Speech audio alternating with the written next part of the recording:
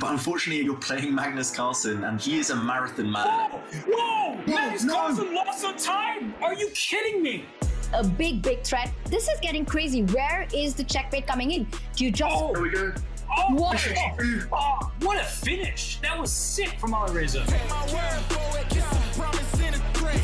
He's missed it! Oh He's my missed God. E3! Lights out. This is absolutely insane. Oh, Wow, Jose. what a move! And just before he reacts, he gets the dub. Is a massive threat. Over. There we go. Vachier-Lagrave wins Division 2. Rock with the team, cause you know that we winning, we with it, we going, we flowing again. We see a checkmating pattern with it. And the youngsters have struck back. He won for me! Unbelievable Armageddon. Oh my God. Really, y'all don't know this, y'all in danger, I'm a threat. Magnus has blundered. It's completely winning for Firouzja now. Wow, don't try this at home. It comes down to this. Whoa, Robert, Oh. a sacrifice. What a comeback from the champ.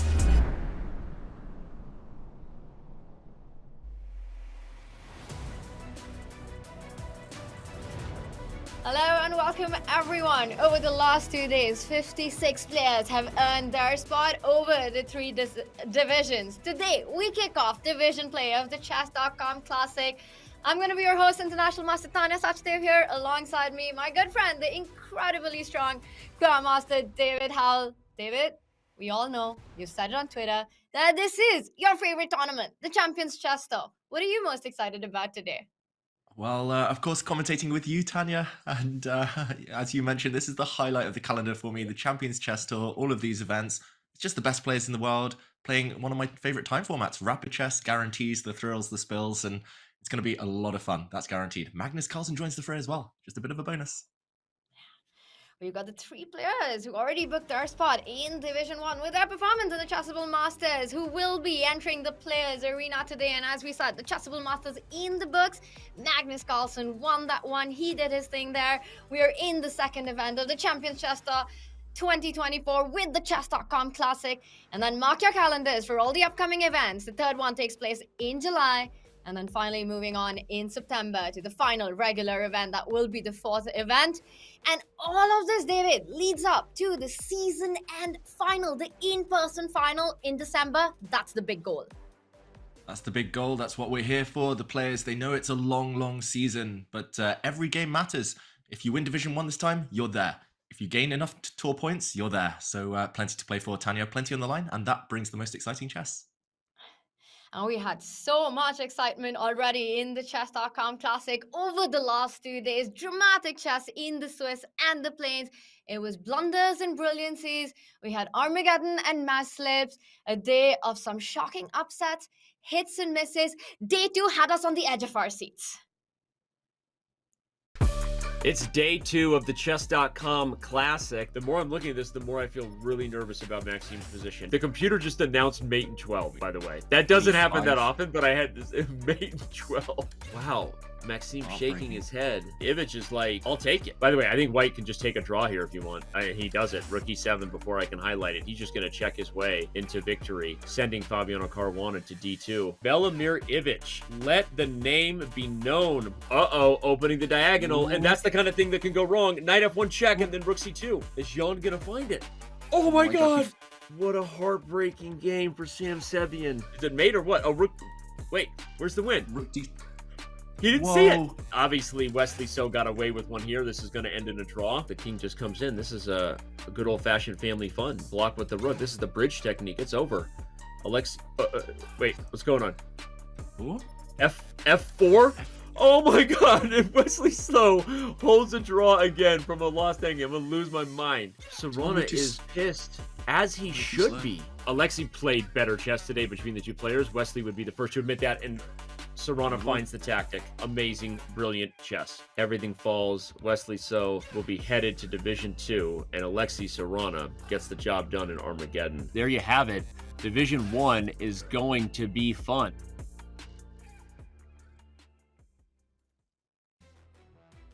And the day did belong to Velimir the Victorious, evicting Maxime Vachier-Lagrave and the world number 2 Fabiano Caruana on his path to Division 1. And David, he plays against Magnus Carlsen today, the world number 1. What does he need to do today to make you feel that he's got his chances to go all the way?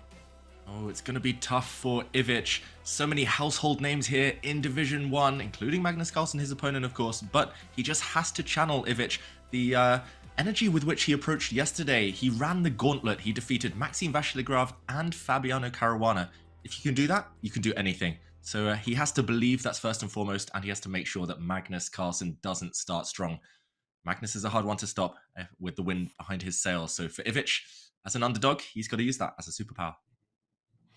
Eat, sleep, win, repeat does seem to be Magnus Carlsen's mantra in the Champions Chester. Can Velimir Ivic stop him in his path? In the very, very first day, it's not something that we would see often, but David, we've got such juicy matchups all along and so much on the line for these players.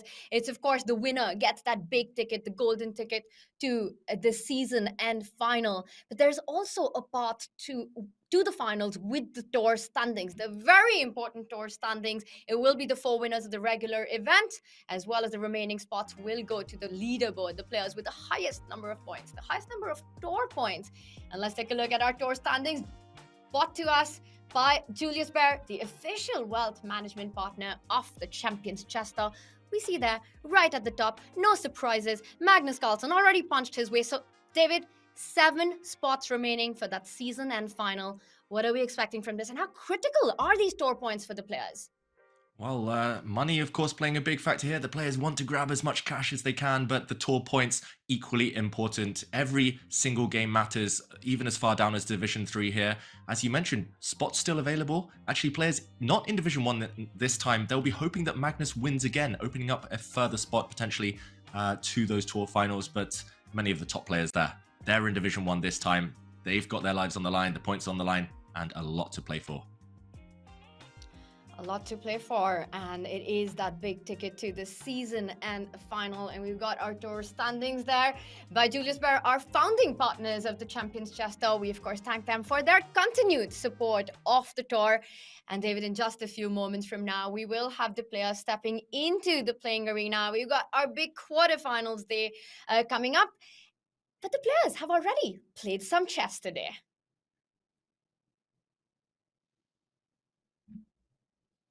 And it was in the Grand Chester. We've already had 3 of the players who will be fighting in Division 1.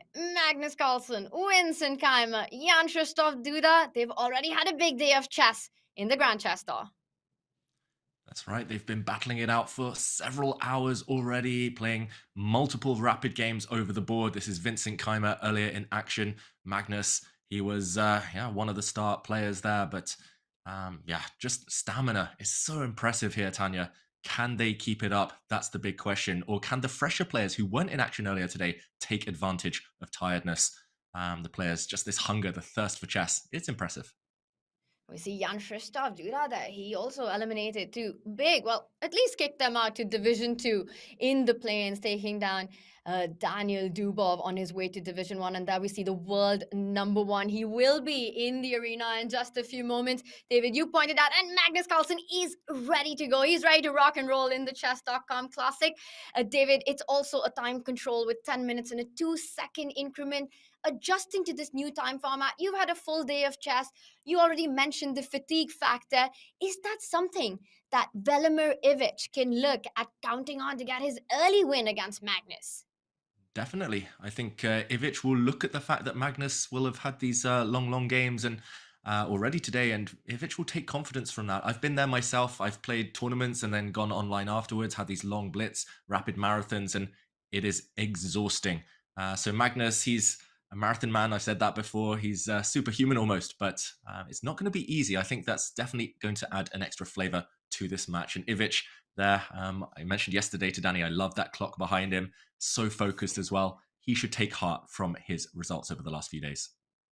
And that is the spotlight stealer so far of the Chess.com Classic. He plays against the world #1, and look at his path into Division 1 in the plains. Some huge wins against some of the best players in the world, including Andreiken, including Grischuk, and then such a fantastic performance in Division 1. But David, he needed a bit of luck there to get through, especially against the Frenchman with 3 names. That's right, Ivic did profit from a mouse slip from Vachier-Lagrave in a decisive game. If that game had only been drawn, then Ivic would have been eliminated. But they say you make your own luck in chess, and Ivic certainly did that. He was slightly better in the position where Vachier-Lagrave mouse slipped. So luck or no luck, either way, he's here. He's in Division 1, and he's going to be desperate to continue making his impression here. A real breakthrough event for him. He's actually going to need to make his own luck on the chessboard today as he plays against the world number 1. And of course, we've also got other 3 big matchups, and one of them that catches my attention is another clash of generation. It is the 17-year-old Denis Lazovic taking on the 2 times World Championship challenger, who was very close to making it to his 3rd World Championship match in the recently concluded candidates, Jan Nepomniachtchi. It's Jan versus Denis. What do you expect in this one, David? Oh, this one is tough to call. Jan Nepomniachtchi is so impressive. We saw his candidates event. Yes, he didn't qualify ultimately, but he was unbeaten. He seems to bring his best chess in the biggest moments, and he's a man in form. Supremely well prepared, fantastic openings, fantastic speed, intuition. Then again, he's playing a youngster, and a youngster on a bit of a streak who loves the Champions Chess Tour almost as much as we do, Tanya. Denis Lazovic tends to just show his best in this event. And here's the head-to-head. They've only faced each other once, actually, in rapid chess, either over the board or online. 1 win for Jan Nepomniachtchi, but I don't think this is going to be as straightforward as it might look on paper. Lazovic breaking all records in the Champions Chess Tour 23 season, becoming the youngest player to make it to that season end final. So impressive. And he takes on one of the big heavy hitters, the stalwart Jan Nepomniachtchi today. Not so many, well, head-to-head scores, not so many matches between these 2 players. So it's going to be a fresh fight. And David, what's been so impressive so far in the tour, in the Chess.com Classic, has been that the players who are playing in the candidates, we're seeing some exceptional preparation by them as well. Are you expecting some more of that today, bringing in that candidates preparation? I hope so. I'm a big chess fan. I'm a big chess nerd. I love seeing the opening novelties, the weapons that have been stored up their sleeve for ages. Just the creative ideas of these really elite players. And we heard it from Fabiano Caruana. He was using his candidates prep. This is how much it means to the players. Same for Jan Nepomniachtchi. He wants this tournament. He wants the win. Yeah, long live those opening surprises. We love them. And with just 10 minutes with a 2-second increment, bringing in that early opening novelty, forcing your opponent into a bit of a think tank early on, and forcing them to use those critical minutes can be so useful with just a few seconds on the clock. We've seen what happens on the screen. We've seen the big mass slips. Of course, we're looking forward to seeing some incredible novelties being played at. And of course, we've got 2 other incredible players fighting it out as Jan Krzysztof Duda takes on Alireza Firouzja. 2 extremely exciting players, 2 very sensational players. And Alireza Duda, what can we expect from this? When it's the clash of, I don't know, I feel like these 2 players, cunning as a fox. Duda showing some impressive form, taking down Dubov, taking down Levon Aronian on his way through. And of course, Alireza as well. What do you think? Is this a clash of, well, I don't want to say clash of styles, because to me it looks like very similar, their approach to chess, David. That's right. It's fire meeting fire, and Firouzja, he pretty much guarantees there's never a boring game in sight. His games are more often than not just decisive, and here we see their head-to-head. 6-3 in Duda's favor. That might surprise a few fans back home, but yesterday we saw Duda just demolish Daniil Dubov and then Levon Aronian, 2 of the kind of mainstays of top-level rapid chess. And Duda here, another head-to-head. That's one thing I noticed, Tanya. He thrives against players with a similar style to himself. He's so calm, so calculated, and maybe he has a few more layers to his game, Duda. The slightly older player here as well, so a bit of experience on his side. This was going to be fun to watch. I think we're both excited about this one. The dangerous dude in front of us, Jan Krzysztof Duda. He's also playing in the Grand Chess Tour, so how much of a factor fatigue and energy will be, we will find out soon. But it's got to be a huge confidence boost for this Polish Grandmaster, having punched his ticket to Division 1 by taking down Daniil Dubov and Levon Aronian in the plains. It's going to be a big fight. And as you said, similar styles. What's going to be the decisive factor, the key area in this matchup, David? Ooh, it's tough. Nerves always play a factor. You mentioned the time limit. It might just be who's better on the mouse this specific day, whose bullet skills are better. Also, we mentioned earlier the Grand Chess Tour, another event. Duda is also present, playing there. So will fatigue eventually set in? He was on fire in the Champions Chess Tour in the Chess.com Classic yesterday evening for him, but these things build up. and it's not going to be easy. Maybe the longer the match goes, the more Firouzja might become a favorite. Duda in form, but is there any player who's better on the mouse than Alireza Firouzja? It's going to be quite a lot of fire on the board. Let's remind everyone of our format of division play. This is the Chess.com Classic. It will be a best of 4 games in the quarterfinals bracket. The players start with 10 minutes and a 2-second increment per move, which is basically nothing. We've seen how much nerves play a role, how many mouse slips happen. You just don't have enough time to accumulate with any increment. And then we've got 2.5 points wins the match. That's the minimum score you need to round up the match. The winners go through to the semi-finals and the losers go down to a losers round 1. So it is a double elimination bracket. You've got 2 lives and we might even see Armageddon. Are you expecting any Armageddons today, David? I'm not sure what I'm expecting, Tanya. It's always full of surprises, these rounds, especially early on. But I'm hoping for Armageddon. The more chess, the better. And Armageddon is the perfect recipe for a real fight. Here we see Vincent Keymer against Alexei Sarana, 2 really impressive players. Vincent in action, of course, in that other tournament. And Alexei Sarana yesterday knocking down Wesley So to Division 2. So clearly, if you can do that, you're bang in form. Another fun matchup to watch. Wesley So was the runners-up in Champions Chess Tour season 2023, losing the finals to Magnus Carlsen. And what a player, considered one of the hardest to beat, Alexei Sarana, taking him down. And convincingly so. He could have wrapped up the match quicker than he did. And it just felt like he was the more dominating player. But the most dominating player of them all, Magnus Carlsen, he will be taking on Vachier-Lagrave. Ivic, a fight to see. It is the underdog playing against the strongest player. But if you love the story of an underdog, then David, Champions Chess Star has to be the tournament. We've seen such breakout performances. And will this be Vachier-Lagrav's day? It could well be. Velimir Ivic is only 21 years old, so maybe not as young as some of those Indian prodigies that you've got out there, Tanya.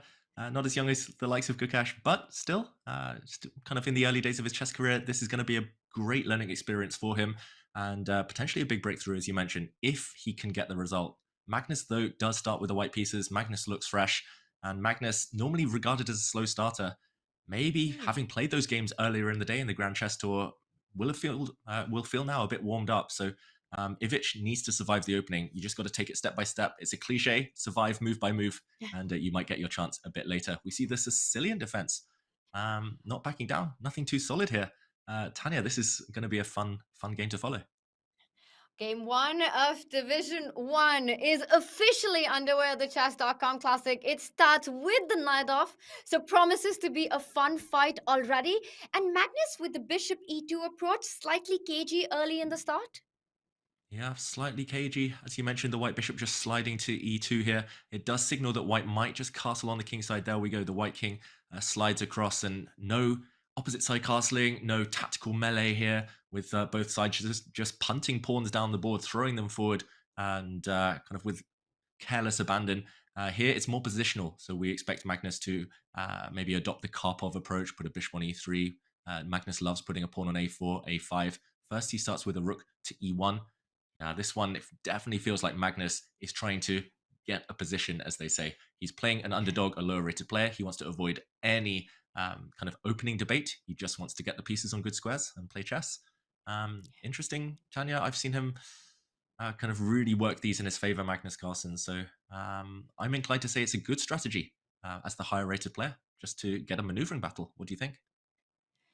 I agree with you. And it's, as you said, you play a long middle game. You just try to keep all the pieces on the board and you're trying to get a strategic fight and count on those precious seconds and minutes when you have to make the critical decision. I saw the feature chat earlier which said Magnus looking sharp. And David, how used to have we gotten seeing Magnus just appear for these Champions Chess Tour tournaments looking like he's just gotten out of bed. He's just woken up. He gets a meal. He's in chill mode. But this is a different Magnus that we're seeing right now. He means business in this one. Yeah, looking slick, looking sharp. I mean, whether he's just woken up, whether he's been up for hours, he seems to win anyway. It doesn't seem to impact his play. That's the crazy thing, Tanya. Looks can be deceiving. And Magnus, yeah, I mean, just those 3 rapid games he had earlier. He just finished a game against Anish Giri about an hour ago over the board, straight back into action. Like you say, if you feel good, you tend to play good, and that's the main thing. But right now, early days in this Sicilian Najdorf, lots of maneuvering ahead. White's knight is likely going back to f1 into e3 and potentially aiming for the key d5 outpost. But yeah, this is going to promise to be a long strategic battle, as you mentioned. So maybe we zoom out. Other games have also started. Let's check out that bird's eye view. Let's do it. Let's get a quick update on all the openings. This one's going to be a fight about that key central square, that d5 square that you pointed out. Black always trying to get in a break. Meanwhile, Magnus trying to get all his pieces to that central square. That's the top left board that we see. We're going to see some maneuvering in that one. But what catches my attention is what on earth is going on in Denis Lazovic versus Jan Nepomniachtchi. The h-pawn and the g-pawn down the board. And to me, this reminds me so much of what we saw in the candidates by Jan. David, was it the last round against Fabi? That's right. Very, very similar stuff. It's a slightly different branch of the Queen's Gambit declined. But Jan, he was taking risks. You mentioned that game. You referenced Caruana against Nepomniachtchi. Kind of must-win situation for both players. That's really rare at the top level where both players needed to win. With Black, of course, it's slightly harder to create that imbalance. But Jan, he channeled that energy into this game. And just like that one, there's a bishop on b4. Just like that one, you're recognizing the patterns. I love it, Tanya. Throwing the pawns down the board, trying to trap this bishop. If the pawn steps down to h4, this white bishop would have been caught in a net. So Denis gives it some space.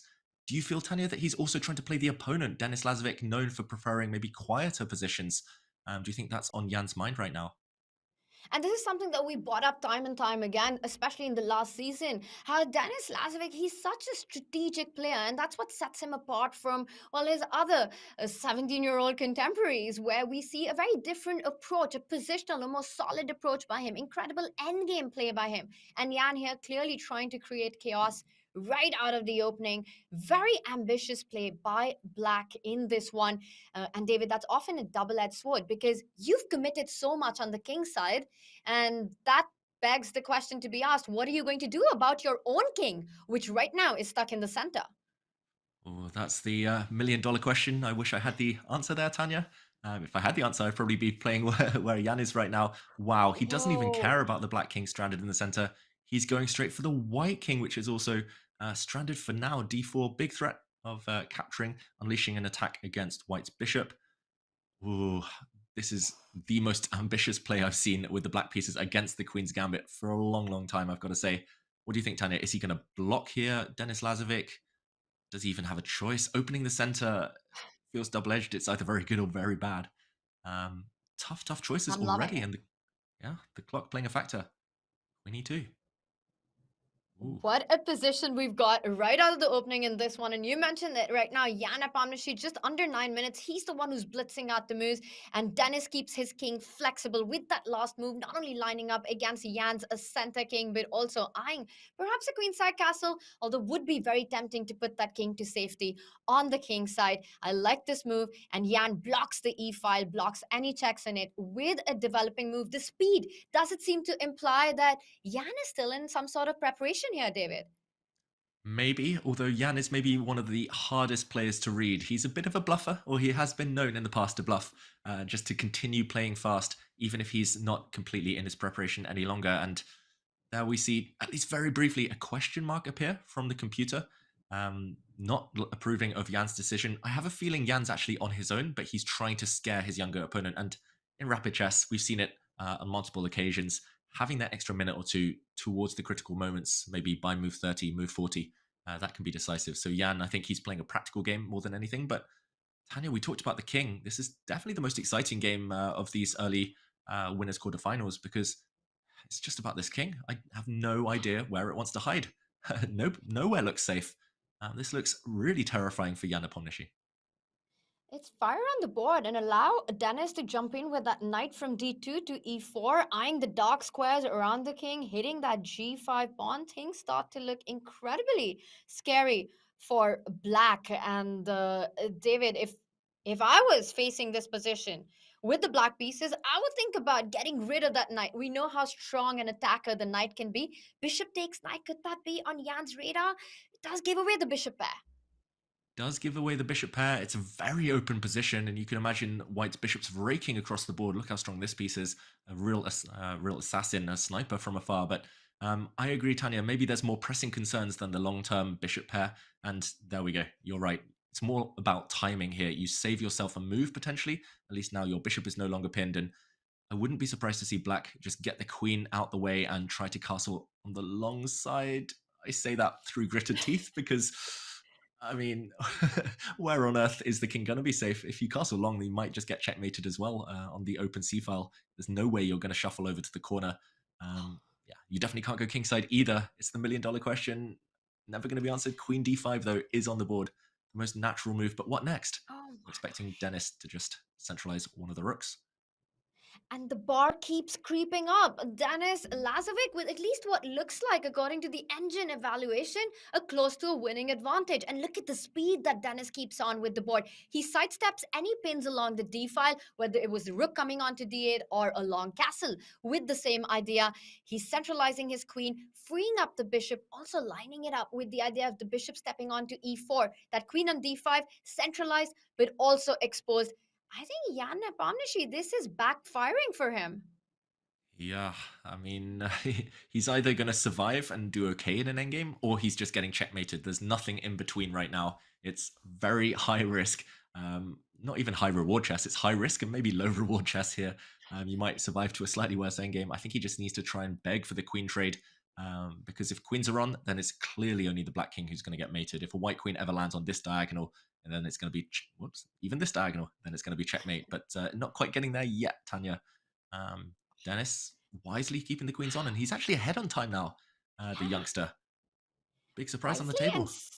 Super fast there by Dennis. He wants to go for checkmate. He's got a clear idea, a small but a big threat. Bishop takes knight is incoming, so it needs to be stopped. Also, the rook from f1 can move to d1, attacking the queen, coming into the game with tempo. David, the most natural move would be to play a move like knight e5, attacking the queen, but that would run into a big check on the c file. Yeah, big check on the c file. Also, pawns would be dropping in the near future. Bishop takes b7. This is... Look at Jan on the camera. He's reacting already. He looked to the side, kind of grimaced, and he's like, oh, I've messed this up, but I'm going to try and keep a poker face. Sip some tea as well. That's always a telltale sign, Tanya. When players sip their water, they're either doing very well or they're trying to hide and bury their emotions. But this one, I mean, the bar has just gone crazy through the roof. Like you said, rook c1, bishop takes c6, all of it. Kind of all roads lead to Rome at this point, and Rome here being that black king. It's terrible. This has all the makings of just ending up being a big miniature upset. Dennis Lazovic, he's done everything right. Can he get the ball at the back of the net? Can he finish the job? That, well, not just Dennis, but Jan has started with his ambitious play here. And I saw the featured chat there recommending, helping us there, David. With a move like g4, it might be time for Jan to hit the chaos button because you can't just sit in this position as black. Yeah, I like it. Thanks to our chat out there. The problem is after g4, there might be ideas like the white queen stepping forward in the near future. Maybe you just take that pawn off the board first, and you do free up the f4 square for the white queen.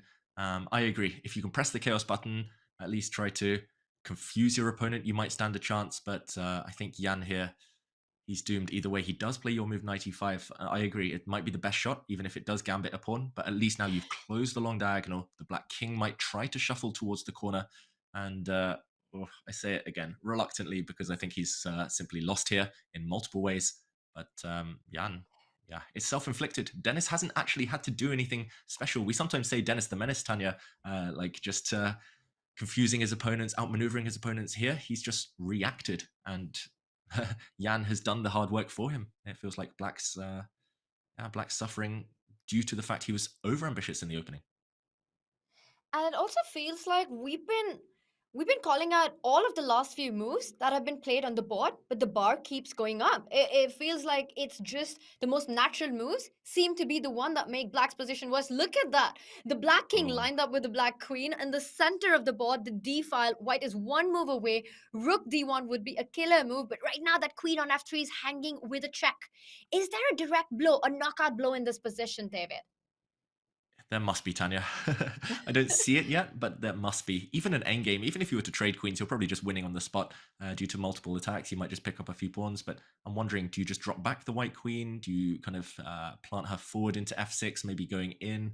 Can I just say, Queen E3 is such a David Howell move to make.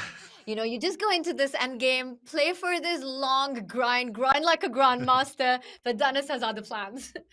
Yeah, that's again why it's him there playing, not me. He's younger, faster, more energetic, more ambitious, and he doesn't want to settle for an extra pawn in an endgame. He wants to checkmate, and I think he's going to get there. Jan shaking his head again on the camera, visible now his disgust with his position. He takes a bishop, but ooh, where's the Wait. killer blow, Tanya?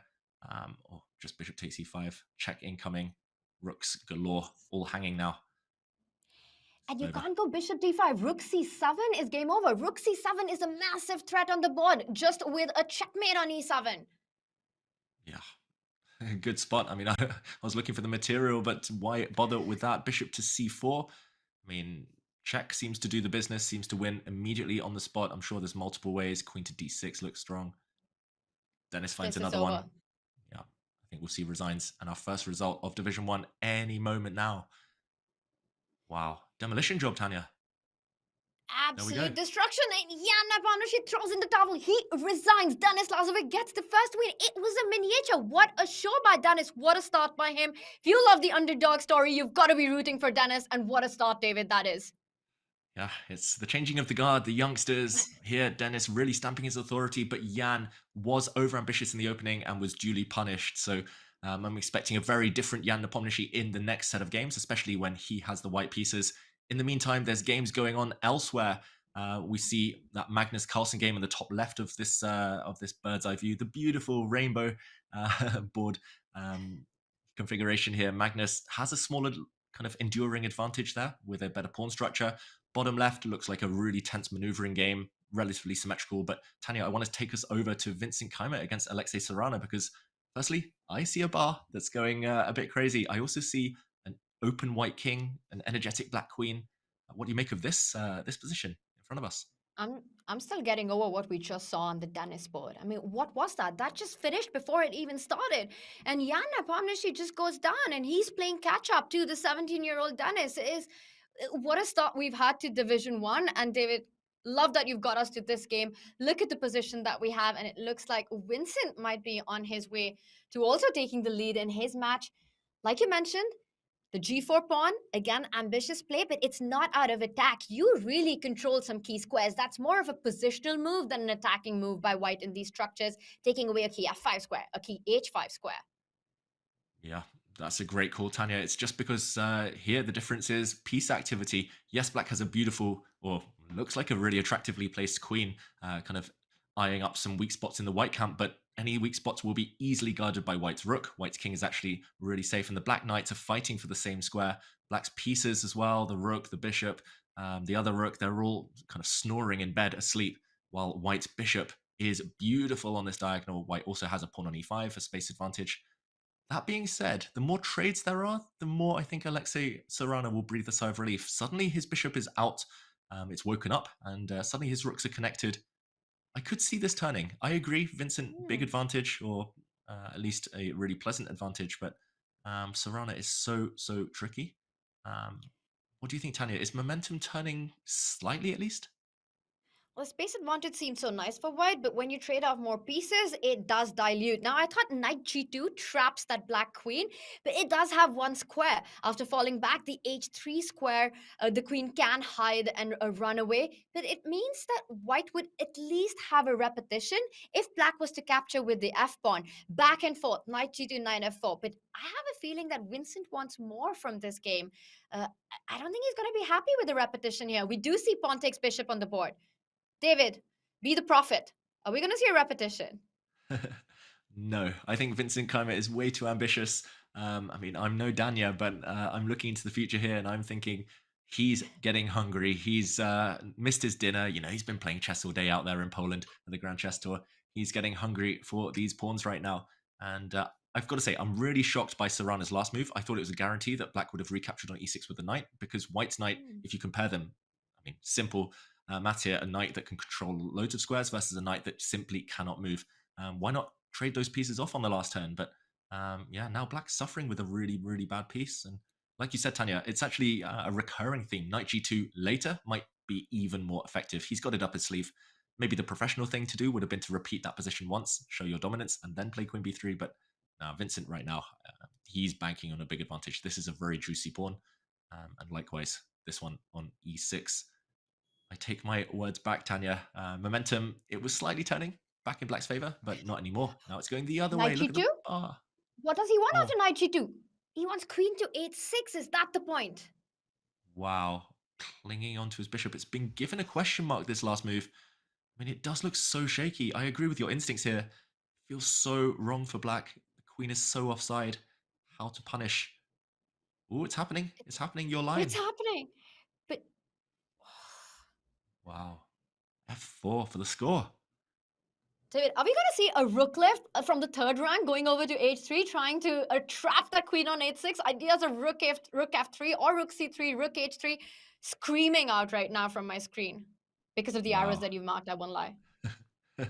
I love it, Tanya. Full board awareness. This black queen is pretty much trapped. The black knight has no good squares. I mean, if you want to be super greedy, you can start snacking, munching on those pawns that we mentioned earlier. But rook f3. It's happening. Wow. It's happening. He's going for the black queen on h6. Rook h3 incoming. Look at that knight on g7, taking away all the squares from the queen. And where do you want to even go with that knight with the e6 pawn hanging? Is black busted here, David? One word, Tanya. Yes. He is totally over. Serrana, not a piranha in this game. He's really struggling to keep swimming, to keep afloat. Rook to d8. Is it time to win that queen? Is it time to cash in now? I guess black's just going to sacrifice. If rook to h3, maybe the idea is to give up the queen and then to take this bishop on d2. Surely that isn't enough for the material. Maybe you just move the bishop or protect it as well. The attack goes on. The threat is going nowhere. What do you think? Patience here or rush? Get that queen. And he's up on the clock. That's such a big question because it's so tempting to go in for material right now. But then you ask yourself that where is the queen going? The only way I see black fighting is to push that g pawn to create a square on g6 for the queen to hide. For example, bishop e1 might run into g5. So, David, big question. Is Vincent going to go for rook h3? He doesn't. He goes for an attack with bishop a5, hitting the rook. I kind of like it. I saw the eval bar kind of drop down a bit, but bishop a5, the more I see it, the more I feel that this is tough for black. Rook h3 incoming. Yeah, still looking very, very strong. Multiple attacks here. A threat to trap the queen, of course. We mentioned that one, but now attacking the rook, gaining a bit of time. I must say I like it. Yes, the eval bar might have dropped slightly, but it's a manageable human position now where it's much more rational. Simple threat. The opponent has to burn time reacting. I was expecting the move b6, but maybe there you win the queen in a better way. There you could also just drop the white bishop back and say, oh, you've softened up the black pawns. So really, really nice move. Vincent looks in control. I don't see any defense for black. I must say, I'm struggling.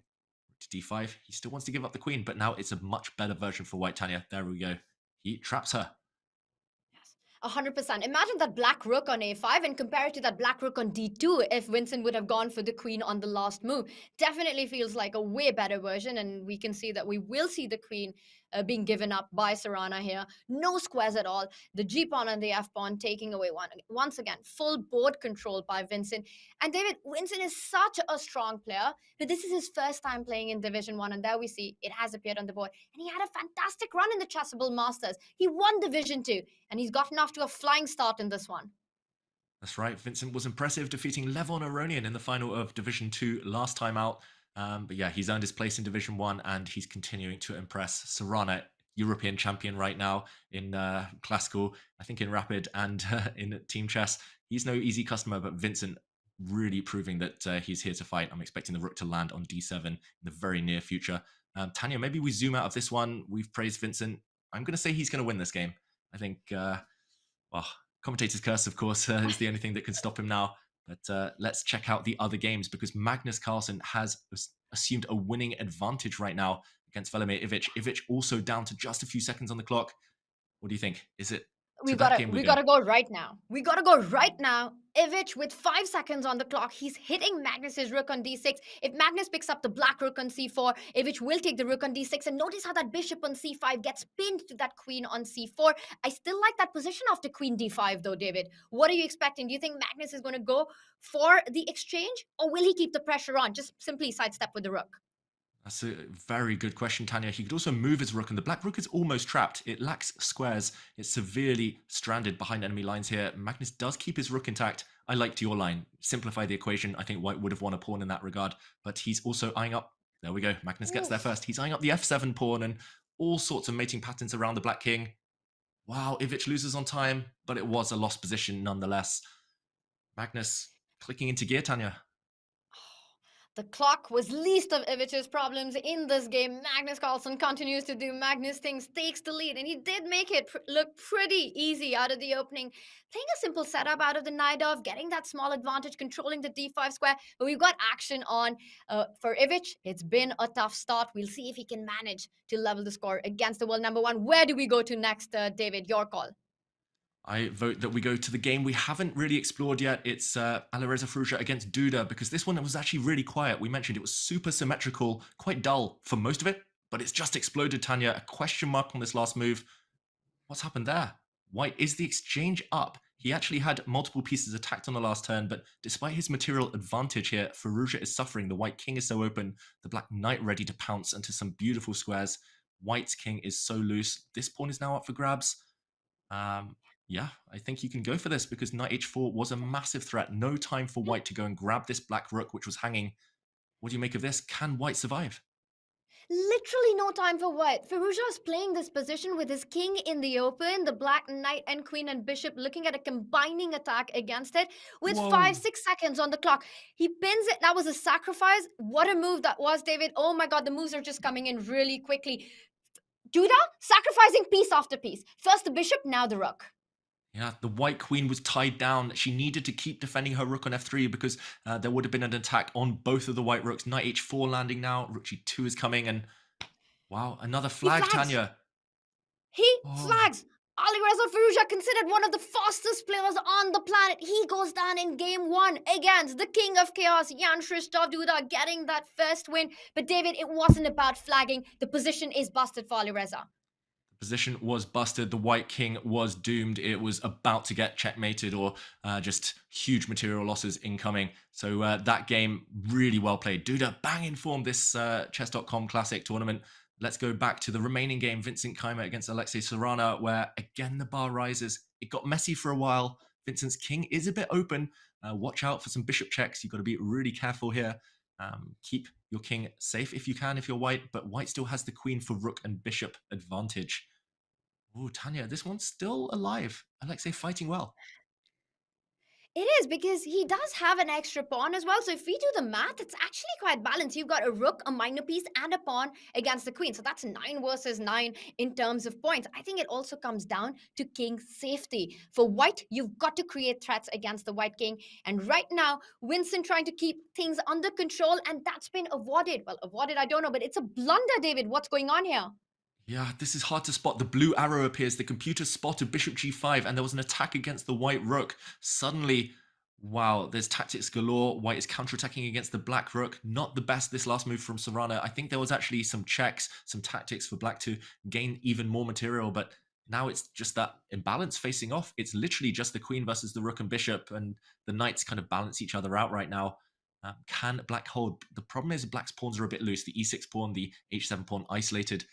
Queen and knight, a really fearsome attacking combo as well. So this one, I'm going to still say it's alive. Look at Vincent's clock, making every move with 2 or 3 seconds left.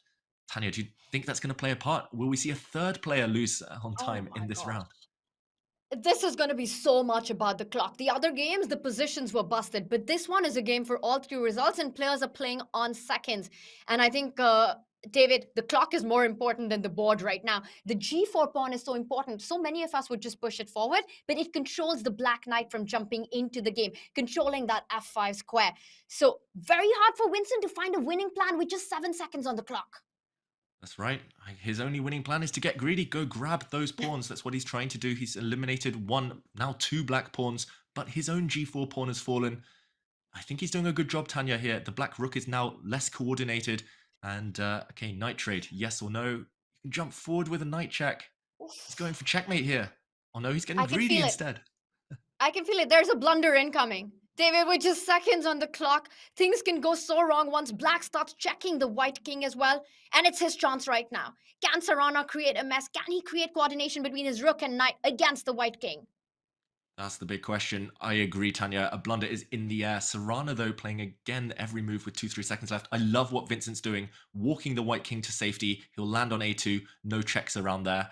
And that's really good blitz, kind of bullet skills. He's definitely practiced that one on Title Tuesday. Walk the king as far away from Knight Forks as possible. That's how you blunder in these positions.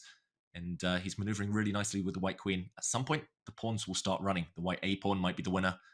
But, in the meantime, Serrano just keeping the game alive. Oh, shaking his head though.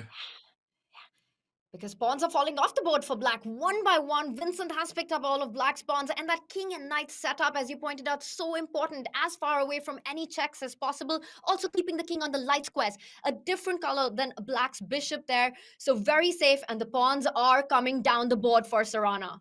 Oh, and there we go. A double attack, a triple attack even, winning a piece at the end, and Serrano resigns. White's queen finally snacked on one of those 3 pieces, and game over. Vincent, not so smooth his conversion technique there, but he eventually gets the W, he gets the win. So important, Tanya, to finish that one off. And he was the player with the better nerves playing on those seconds. What a game this was. What a conversion this was. How many of us, it's so easy to falter playing, falling into a fork or a trap. But none of that for Vincent Keymer. He takes the lead in his match against Alexei Serrano. Denis Lazovic with the first win. The miniature against Jan Nepomniachtchi gets in the dub as well. Magnus doing Magnus things. The guy is unstoppable.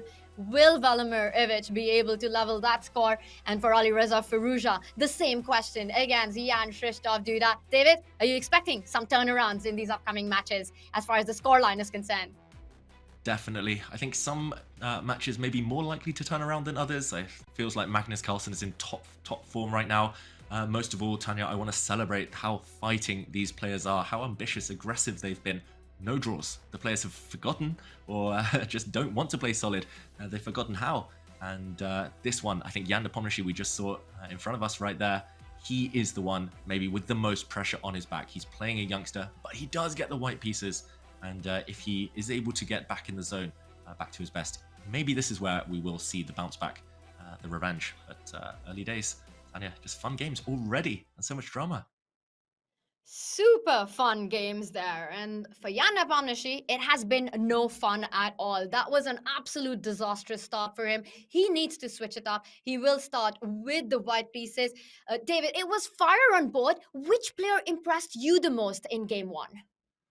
Oof, I'm actually going to go out and say Jan Krzysztof Duda because his position against Firouzja was so level for so long. He was actually fighting for equality, but he got one shot to press the chaos button. He blew it open, sacrificed, and some crazy tactics caught out Firouzja's king. So Duda, for me, has been maybe the player so far from the play-ins now until Division 1. But of course, Magnus was impressive. And here we do see Magnus start with the black pieces as Ivic tries to bounce back.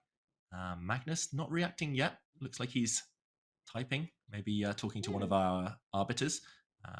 Maybe, I don't know what he's up to, Tanya, but he hasn't realized the game has started yet. E4 on the board. What opening are you predicting? He beats us to it. Magnus saves me from answering that one, but the fun part is that it's going to be another Sicilian, but it's a Rossolimo, so a more solid strategic approach there by Vladimir going for bishop to b5. Magnus looking at going for the fianchetto with the g6. So far, it's all theory. Yeah, and it's a very well-known theory, especially to Magnus Carlsen, who's essayed this opening in multiple World Championship matches, most famously against Caruana in 2018. That's where this became a real staple of his diet, of his opening repertoire as black, fighting e4 consistently with this branch of the Sicilian. And a small trade, an exchange on c6 means that black has the bishop pair, but a slightly compromised pawn structure. Normally, Tanya, this means a slightly slower game, right? Some maneuvers ahead.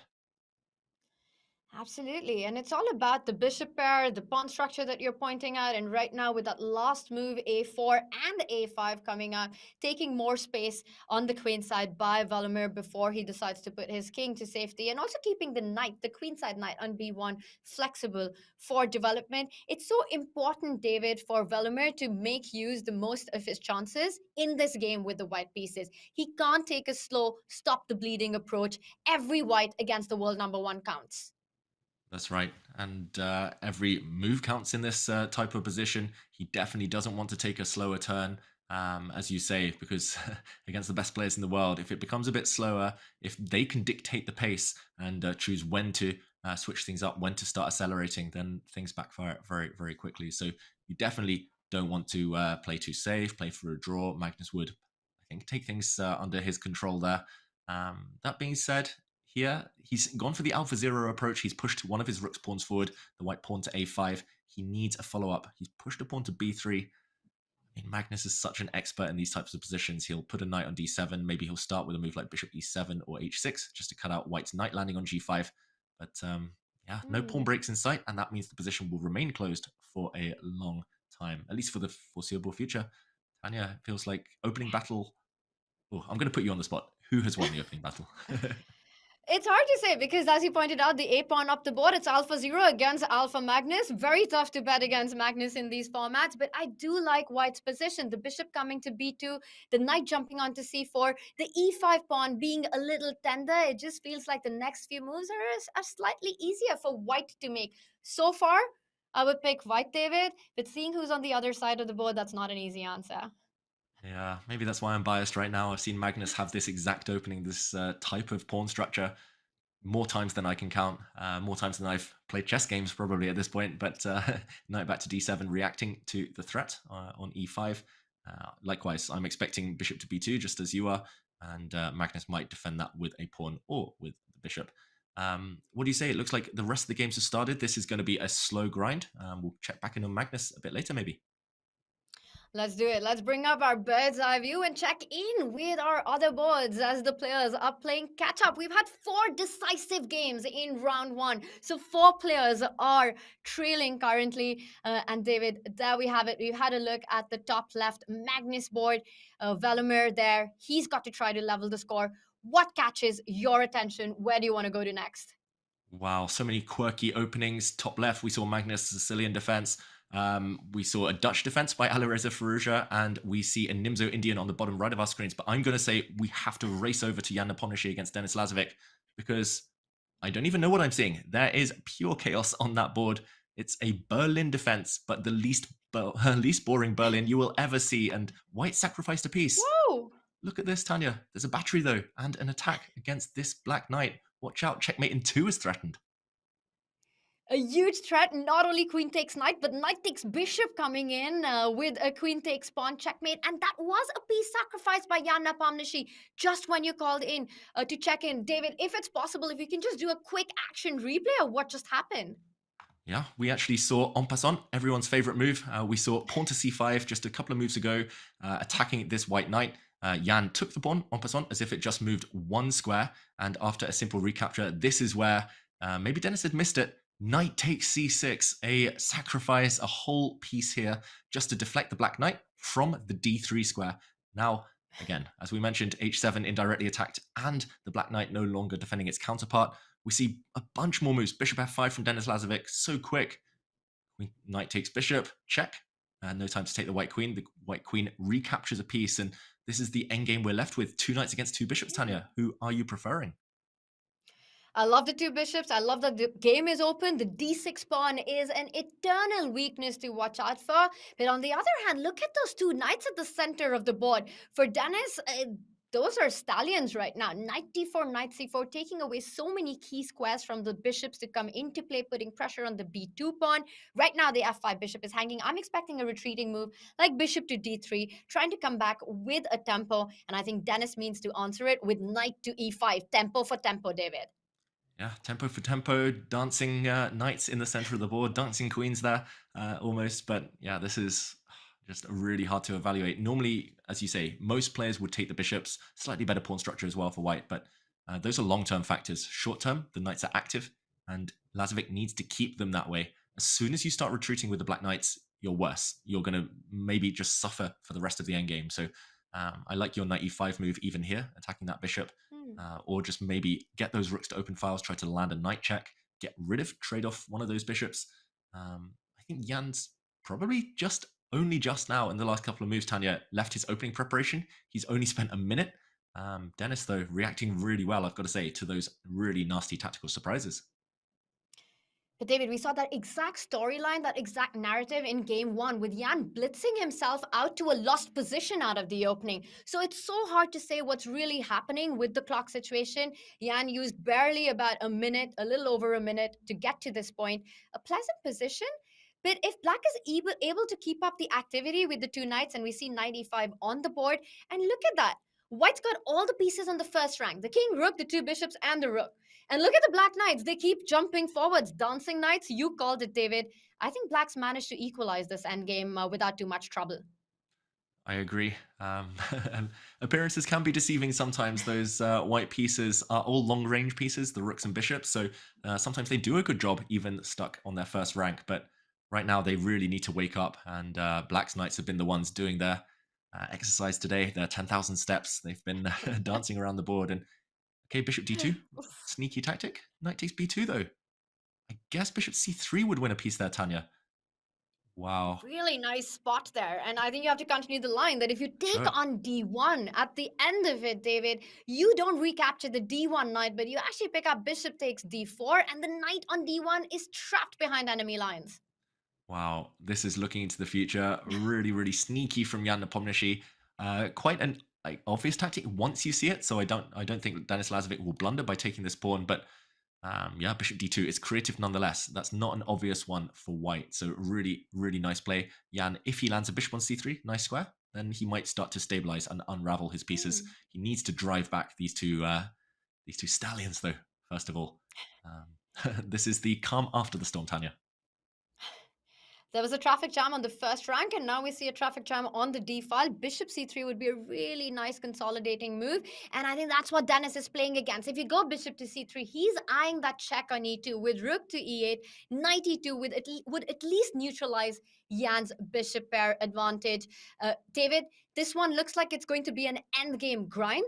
Should we move over to some of the other, well, more exciting middle game action that we're witnessing right now? I approve. Let's do that, Tanya. Let's zoom out now to the bird's eye view. I'm going to let you pick, actually, because I'm torn in two minds. We've got some really tense middle games. Ivic is actually stepping forward, trying to create a mess against Magnus Carlsen. Duda against Alireza Firouzja. It was a Dutch defense, a rare guest at the top level, but an interesting position there. And the Nimzo on the bottom right. What are you picking? It's so much tension all across the four boards. On that bottom right, we see the central pawns with the face-off. On the Magnus board, that top left board, d5 played, also looking incredibly like a critical moment on that board. And David, I think we've got to go to that one. For Valimir Ivic, this is such an important moment, such an important round. Can he seize the initiative with that last move, d5 on the board, allowing Black to take that bishop on b2, but attacking Magnus's bishop on e6? Yeah. Magnus will not get tempted right now. I doubt we'll see him take the bishop on b2, because after d takes e6, Black might temporarily go up a pawn, but Black's pawn structure will be wrecked. It will be ruined after a recapture. The c4 pawn would also drop in the near future. We talked about bishop pairs in the previous game, Tanya. Magnus, he'll be forced to part with one of his, well, probably this bishop, but how to do that? I really love Ivic's last move. I'm surprised the bar says level, because he's been doing everything right. I think Magnus, now slowing down, might have missed this last shot, this counterattack, not reacting to the white bishop being hit, but hitting the black bishop instead. What would you do here, or what moves come to mind? I would panic here. That would be my reaction for sure in this position. I mean, d5, there are no good squares for the bishop. Also, notice how Ivic has set up his pieces. King on h1, knight on g1, rook on f1. It looks really ugly, but it kind of keeps a lot of things under control for white. But it requires him to get these pieces into the game as well. And I think for Magnus, it's about trying to gain that time. Does he have that time? Pawn takes pawn would be the move that comes to my mind with Black here. Inviting white to recapture with the knight, but I don't believe that's the idea, David. I think Ivic is going to keep the pressure up after pawn takes pawn, simply e takes d5, and Magnus with a blowout move, he goes bishop takes pawn. Wow, an immediate kind of frown and sit back from Ivic. He had definitely missed that one. Now he's leaning forward. He's frowning again slightly, Velimir Ivic here, missing this last move. I missed it as well, Tanya. I agree. I would have taken that with a pawn, but that's why Magnus is Magnus. He spots the unexpected moves. The bishop, as you said, was trapped anyway, so he's selling it for the highest price. He's trying to sell it for a pawn, and now if white takes back on d5, only then will he take the white bishop, and he'll argue that at least temporarily he's a pawn up, and black's kingside pawn structure hasn't been fractured. So really nice move from Magnus Carlsen. The computer approves, we see that, and I think he's dodged the worst. I still think I would take white's position after simply recapturing, and this pawn will drop as well to the white knight. But Magnus keeping things manageable at least, and ahead in the match. That's a good kind of place to be for him right now. But Ivic needs to move quick. The clock cost him last time, Tanya. And currently, Magnus is ahead on the clock as well. And I think time, again, will not only on the clock, but on the board cost Ivic as well. We pointed out those three pieces which are stuck on the king side, the knight and the rook, especially. Knight on g1, rook on f1. It needs to find itself into the game. Bishop takes pawn really takes care of the situation. And it might have just been the only move. But for Magnus, he's just a pro at finding these only moves that keep him going in the game. So for Ivic, he has to do it all over again. David, should we just zoom out now that Magnus has managed to take care of the business for the time being? But Ivic with a nice move there. Queen b1, does that surprise you? Ooh, Magnus has actually just sacked a piece. I agree. I was going to say zoom out as well, but Magnus's bishop is now just going to fall off the board in the center. In return, though, he's going to get a wall of pawns. So that position really complicated. We'll check back in on Ivic against Carlsen very shortly. Which game do you have in mind? Which one catches your eye here, Tanya? Well, let's go and check out what is happening on that bottom left board for Alireza Firouzja. He needs to win at least one game to level the score. And David, we haven't checked in with it yet. Duda, once again, looks like he's the one who's controlling the open files. I like the rook on d1, the rook on c1, but Alireza with better central control there. And what do you make of this? I have to say, first feeling, I like White's position here. I agree. It feels like Firouzja, it was the theme of his candidates tournament. He was really kind of fast and loose with his king safety. It feels like the black king is definitely more vulnerable than the white king, than its counterpart right now. So it doesn't look like much, but watch out. If the white bishop stays alive, then the black king might be a real target. And all heavy pieces on the board, as you mentioned, especially the rooks, that normally spells danger tactically for the side with a weaker king. So right now, not sure how to guide this towards safety. Firouzja really should be thinking of safety first, but he plays e4. He's just comfortable with his pin, Tanya. He's a braver man than me, I've got to say. Any way for white to take advantage of this? Something on the d file, it feels like. That's a scary pin to deal with. The knight jumping onto d5, the knight jumping onto b5. The only thing that white needs to watch out for are potential bishop takes pawn, bishop takes h2 tactics at some key moment, winning that rook on d1. Right now, they don't seem to work out. And he stops it forever. He says you're never getting it with that last move, g3. Yeah, Duda, you can tell his experience. I fully agree with you, Tanya. It would be easy to blunder or forget later about a sudden bishop check, throwing the bishop out the way in tactics. And Duda, you can tell he's played a lot of blitz before. Why not give your king some space, some breathing space on the back rank? No back rank checkmates ever. And also you blunt the effect of this bishop now, the long range piece. So yeah, the center's relatively open, you would say. But it's also blocked in a way, so the white knights maybe later will jump. But right now, rook to c8. And okay, how to react on this hit to the white queen. Do you go forward? Do you go offer a queen trade right now? So many tempting options for Duda.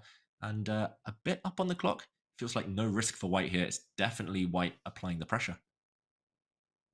I agree. And both these moves that you pointed out are very tempting. I know the one that you want to play, David. It has to be queen b5, grind like a grandmaster, go into that endgame, have control of the open files. But Duda, he wants to keep the pressure on with queen to d5. Also a nice approach here.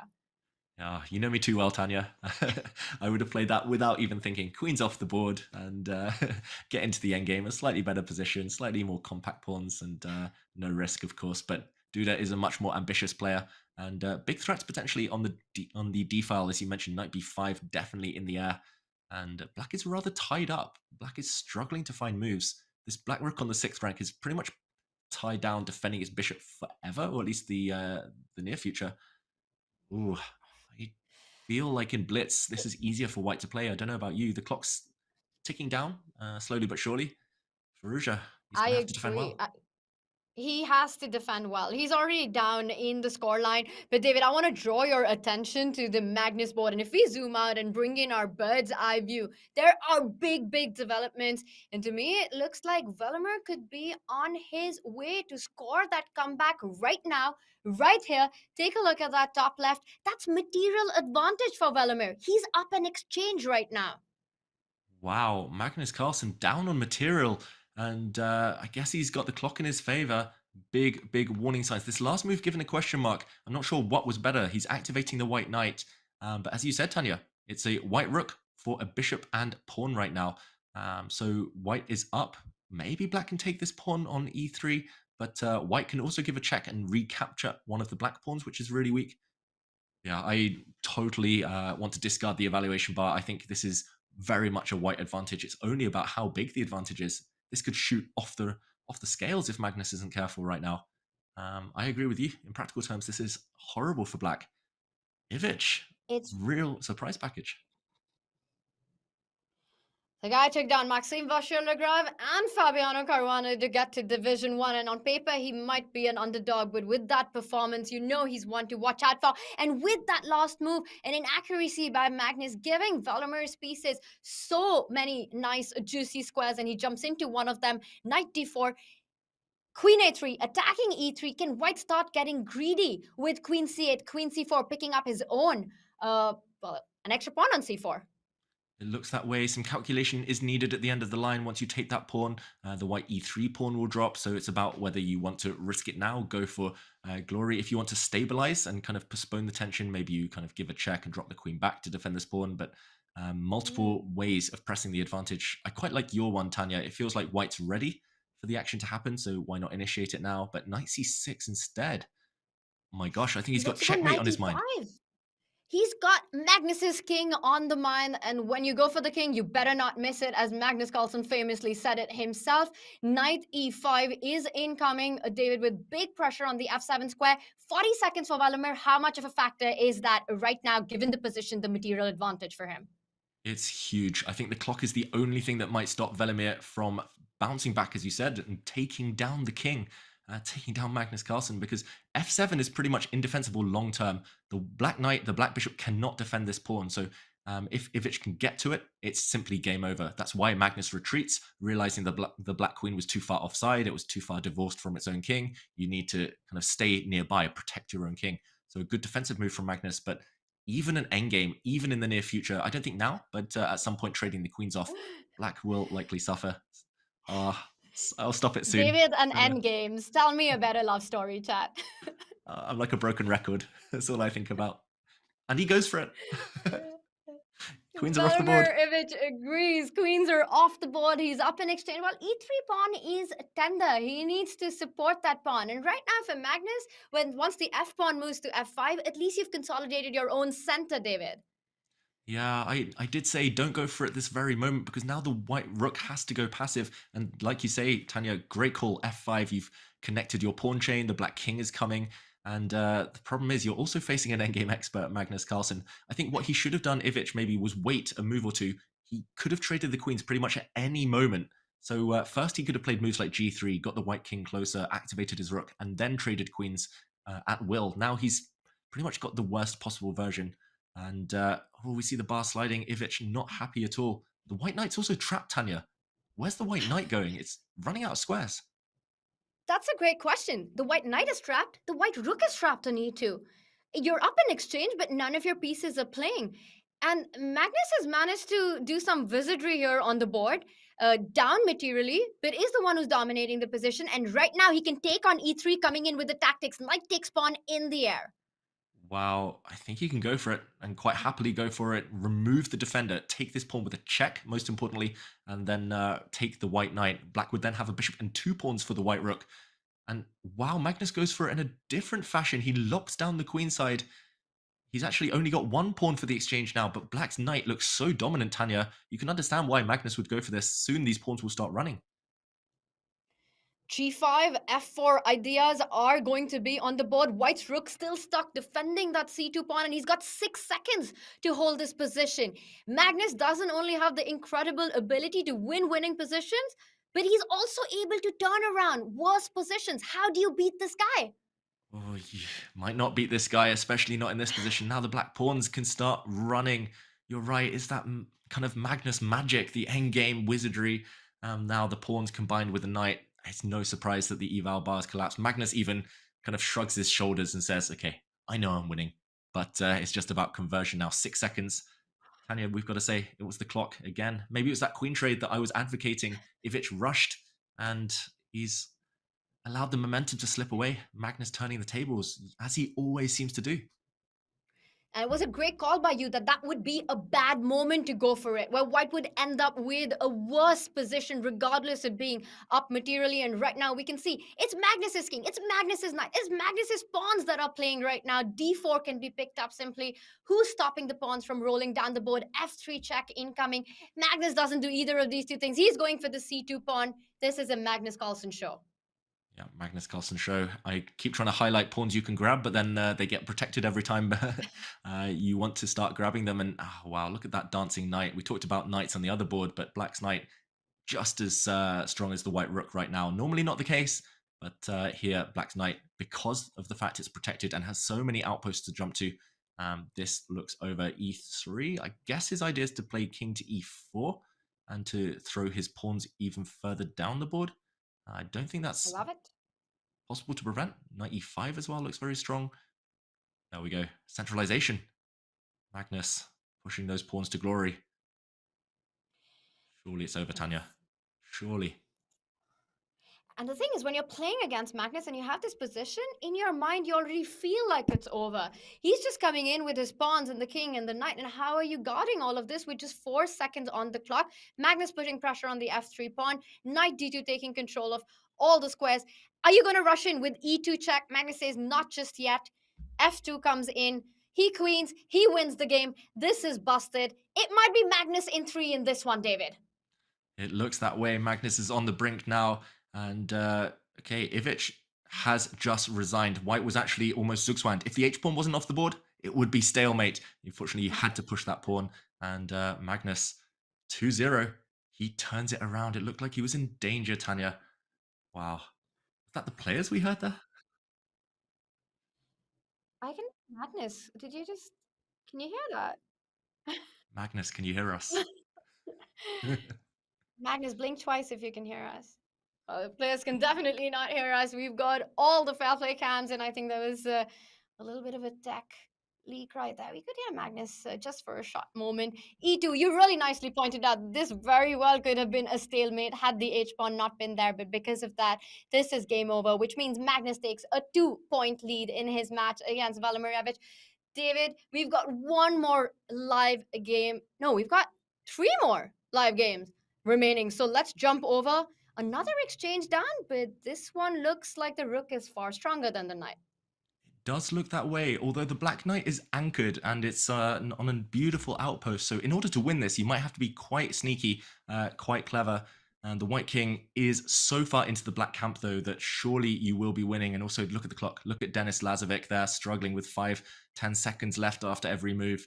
The problem is, even king and pawn endgames at the right moment might just be winning for white. First, the white king has a target. It wants to come in and attack the base of the black pawn chain. The weakness is going to be the g7 pawn if you can combine the white rook and king against it. But how to do that? The white kind of pieces have to dodge any potential knight checks. That's been stopped. Really nice technique here from Jan Nepomniachtchi. And the problem is, when you have a knight, you often do get zugzwanged. You run out of moves. You can't pass with a knight.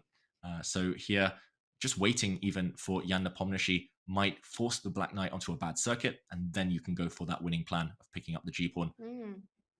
Got to time it well, but Tanya, it does look like at the right moment, getting a rook on the 7th, getting king on f8 will crash through the black defenses. But Dennis is also playing very resourcefully. He's going to come in with that knight check on e5. And what Jan wants to do is put that king on f8, and that would have been game over. So instead, knight f4. You have to keep checking the white king. He's looking at a construction of knight e6, knight g5 checks to make sure that white can't get to the g7 pawn. Incredible defense here. But I think now, with checkmate coming in, that's game over, David. Oh, beautiful finish from Jan Nepomniachtchi. Look at that smile from him. A bit of a shake of the head. He's really proud of himself. Checkmate on the next move was guaranteed unless black threw away the knight there. So really, really nice finish. And it looks like, okay, we still have one game going. Alexei Serrana against Vincent Keymer. I'm going to try and pull that one up now. And here we go. It looks like that one might end decisively as well. Wow, what are we seeing here? Black's pawn's just rolling, Tanya. Vincent, 2-0 advantage. Looks imminent. It really does, because white's king is cut off from any progress. And look at that black king. It's going to march all the way down from b4 to b3. You can stop the pawn with a check on g1. I think white is relying on rook g1 to block that check with the rook. You queen at the same time, but that cannot be enough, because look at black king so close to that queen side pawns. It's all being played out. A queen trade would be over on the spot. Yeah, queen trade would be over, but I'm really shocked. It looked like Vincent didn't need to go into a queen endgame, and queen endgames, I mean, this one might look winning, but it's going to go on for a long time now. Vincent's going to have to show good technique to finish this off. And actually, infamously, 2 pawns here. If the white pawn disappears, but the white king gets to the corner, if the white king's able to sit somewhere safely in the corner and the white queen start to check, even 2 pawns down, this is a textbook draw. So yeah, you would think that winning chances over the board in a practical game with the clock ticking. Here, Vincent's still surely a big favorite, but Alexei's surviving for now. If he can keep the queens on, as you say, a big if. No guarantee. And okay, and there we see the bar goes straight to the center, Tanya. He's walked into the textbook draw. And then he's blundered. The queens are off. Oh my God. What just happened there? Queen d2, he just walked into the queen trade and immediately reacts on camera. Queen d2, queen b4, and Alexei Serrana is so angry with himself right now that he allowed that. He almost saved and survived there, David. Yeah, he actually got to what is well known to be a draw. There would have been countless checks, but ultimately the clock played its part, and a hallucination there. He thought it was stalemate, but after the queen took the enemy queen, no trap of the white king. Black took the win, and there we see the scores, Tanya. 2-0 on 2 of our quarterfinals. Magnus Carlsen and Vincent Keymer on the brink of progressing to the next round. It is a big game 3 coming up, but we've also got big action going on in our other 2 divisions, Division 2 and Division 3, with some massive names fighting it out for big bucks, for tour points, and a spot into Division 1 of the next Champions Chess Tour events. And to keep us on track with all of that's happening, we've got a very special guest, our very own Grandmaster Daniel Naroditsky joining us. Daniel, what's going on in Division 2? It's been fantastic in Division 1, but we know you've got something awesome for us in store from your game review for Division 2. Tanya, thank you so much for that introduction. What was really awesome was your coverage of those nail-biting games, particularly the Magnus Ivic finish. I've been on the edge of my seat, but a lot of the matches in Division 2 have really produced some highly combative games. And the game that I've chosen to quickly run through comes from the match between Matthias Bluebaum and Daniel Dubov, 2 crowd favorites who are bound to produce interesting games. They've got opposing styles, and their first game went off the rails really quickly, Tanya and David.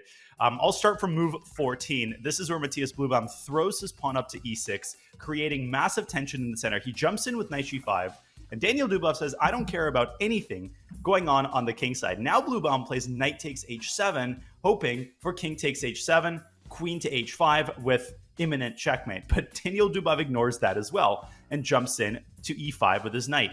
After the exchange on f8, literally an exchange, that's what Daniel Dubov sacrificed, we get a crazy middle game in which the first person to make a tactical error is going to be worse. And that person was Matthias Bluebaum. Rook to d1, a mistake because of the move b3. And that is an incredible tactical idea. A takes b3, runs into knight to b4. And because of this bishop on a6, the queen has no way to maintain its protection of the f2 pawn. Therefore, Bluebaum took with the queen, allowing Daniel Dubov's queen into f2, and it was a scintillating attacking game. There was one other interesting moment. It looked like a foregone conclusion that Dubov was going to carry this to victory, but both players were in acute time pressure. Here, knight takes h3 was the winning idea. G takes h3, queen f2 check, and then rook to h5 would have set up imminent checkmate. But instead, Dubov plays e5, allowing Bluebaum to eliminate this bishop, a very important attacking piece. And knight g4, king g1, queen takes g3. It gets complicated again. Dubov repeats moves and then plays rook to d6. The eval bar swings again, and at some point, Matthias Bluebaum had a chance to seize the initiative. And it was right here. If he had played the move knight c5 and then knight e4 and knight to g5, he actually would have been attacking. But instead, rook c1 is just too slow. Dubov's pawn advances up to d3. And once again, black has the winning position. e4 lets the queen into d4. Incredible play with just seconds on his clock by Daniel Dubov. His two passed pawns decide the game, and another brilliant move to top off the victory, setting up e2 with a discovered check. A couple of meaningless moves by Bluebaum, resulting in total crushing victory by Daniel Dubov. Bluebaum played until checkmate, and with two queens on the board, Dubov delivers a striking victory in the first game. He also won the second game, Tanya, and is on his way to victory in the second division. Just want to remind everybody that chess.com/events has the games from all three divisions, all of which feature scintillating matches and amazing players. But of course, Costa and Jules doing work covering those divisions. You guys are doing great work covering the first division. Back to you, Tanya and David. Daniel, that was a masterclass by Daniel Dubov and by you on Attacking Chess. Fantastic game review right there. But I have to ask you, with so much on the line for these players in Division 2, if you had to predict a winner who qualifies for Division 1 of the next event of the Champions Chess Tour, who do you think takes Division 2? I'm taking Daniel Dubov. I mean, I had such a hard time choosing a game. But part of the reason I chose Dubov is because he just seems to be in incredible form today. But I would recommend everybody just to surf through the matches and to see how many names are in Division 2 and have a serious chance of making it into the top division, Tanya. My vote, though, is Dubov at the moment. I know there's a certain Vidit Gujarati in the mix as well. So, Daniel, I might take you in on that as a challenge with big matches in Division 2. And we know you'll be joining us soon for more action from the other divisions, Daniel. And we are on the halfway mark through to today's matches chat. And it has been dramatic chess so far. During the break, we've got some exclusive content coming up. Check out the evolution of our chess.com logo. And when we're back, it's going to be game 3 of the winners quarterfinals. Magnus Carlsen, Jan Krzysztof Duda in fire. You're watching the chess.com Classic. Stay tuned.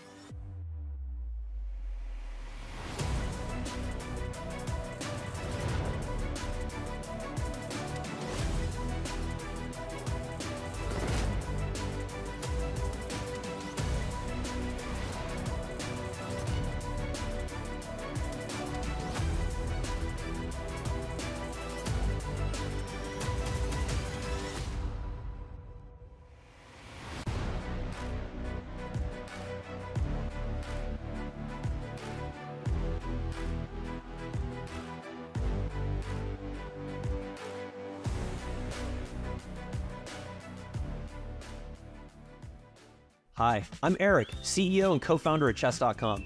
When we started this company 18 years ago, one of the first questions we had was, what's our logo going to be? And we thought a lot about it. We looked at all the different chess pieces. There were king logos out there were rook logos, there were lots of knight logos for chess companies, but no one had chosen the pawn. In chess, pawns are everything. They dictate the shape of the game. For Chess.com's logo, we wanted the most common piece because we wanted Chess.com to be for every type of chess player, beginners, through grandmasters, even world champions. As we began the process of thinking about our logo, we also kicked off a design contest with a design contest service online to hopefully get some inspiration and see some ideas that we might choose from. But what we got back wasn't great. It didn't align with our vision. None of it resonated with us. It was either too fancy, or it was all the wrong chess pieces, or it just wasn't good quality. And we were a little bit discouraged. So I then asked a great friend of mine and said, hey, you're a graphic designer. Why don't you put together as many ideas as you can, and we'll see if something resonates. And it did. Inside of these logos that were hand-drawn by my friend, we found some real promising ideas. We knew we wanted something clean and simple. We didn't want anything fancy. We're not fancy people, and even though the game of chess is the most royal of games, we wanted something that felt clean and open and welcoming for everybody. We liked the pawn. We also thought about our colors. Well, everybody was doing blue at the time, and a lot of people for chess did black and white, but that didn't feel right for us. For us, green felt right. It was the color we've been looking at on scholastic chessboards, and no one else had chosen it. So we picked green. We wanted a green pawn. We initially picked something that felt kind of fun and right, but maybe was okay in the year, 2005, but it didn't sit quite right. So pretty soon, we started to angle a little bit different, a little bit simpler, and we came up with this very first version of the green pawn chess.com logo. From there, it's evolved several different times as the pawn shape kind of moved from older and more classical to a little bit newer, and then finally to our current pawn, which is based on our Neo chess pieces, which is our view of the modern future of chess. Designing the chess.com logo was a personal project for me because I was so excited about the feel and the touch of what we would put out in front of the community.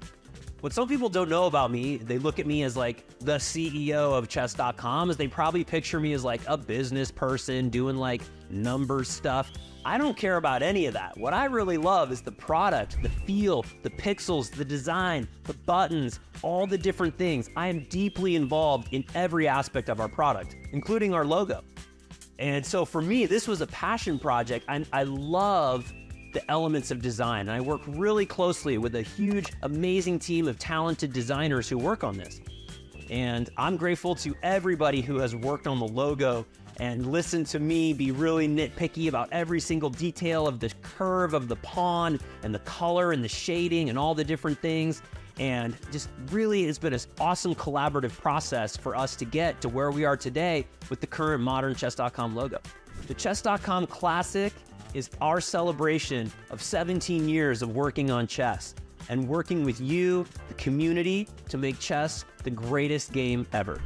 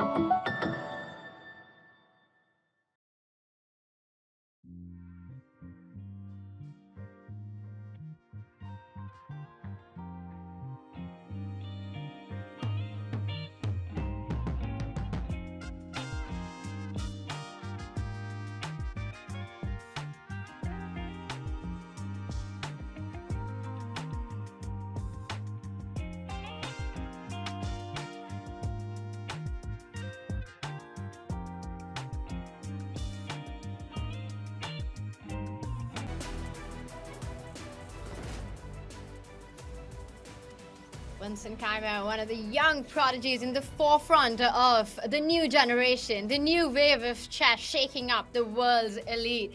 And he's had some phenomenal performances where he makes his debut in the Champions Chess Tour Division 1 here at the Chess.com Classic. And so far, he has been flawless. And there we see Vincent spot to the Chess.com Classic. It all happened, David, with his incredible performance in our first event, the Chessable Masters, where he took Division 2.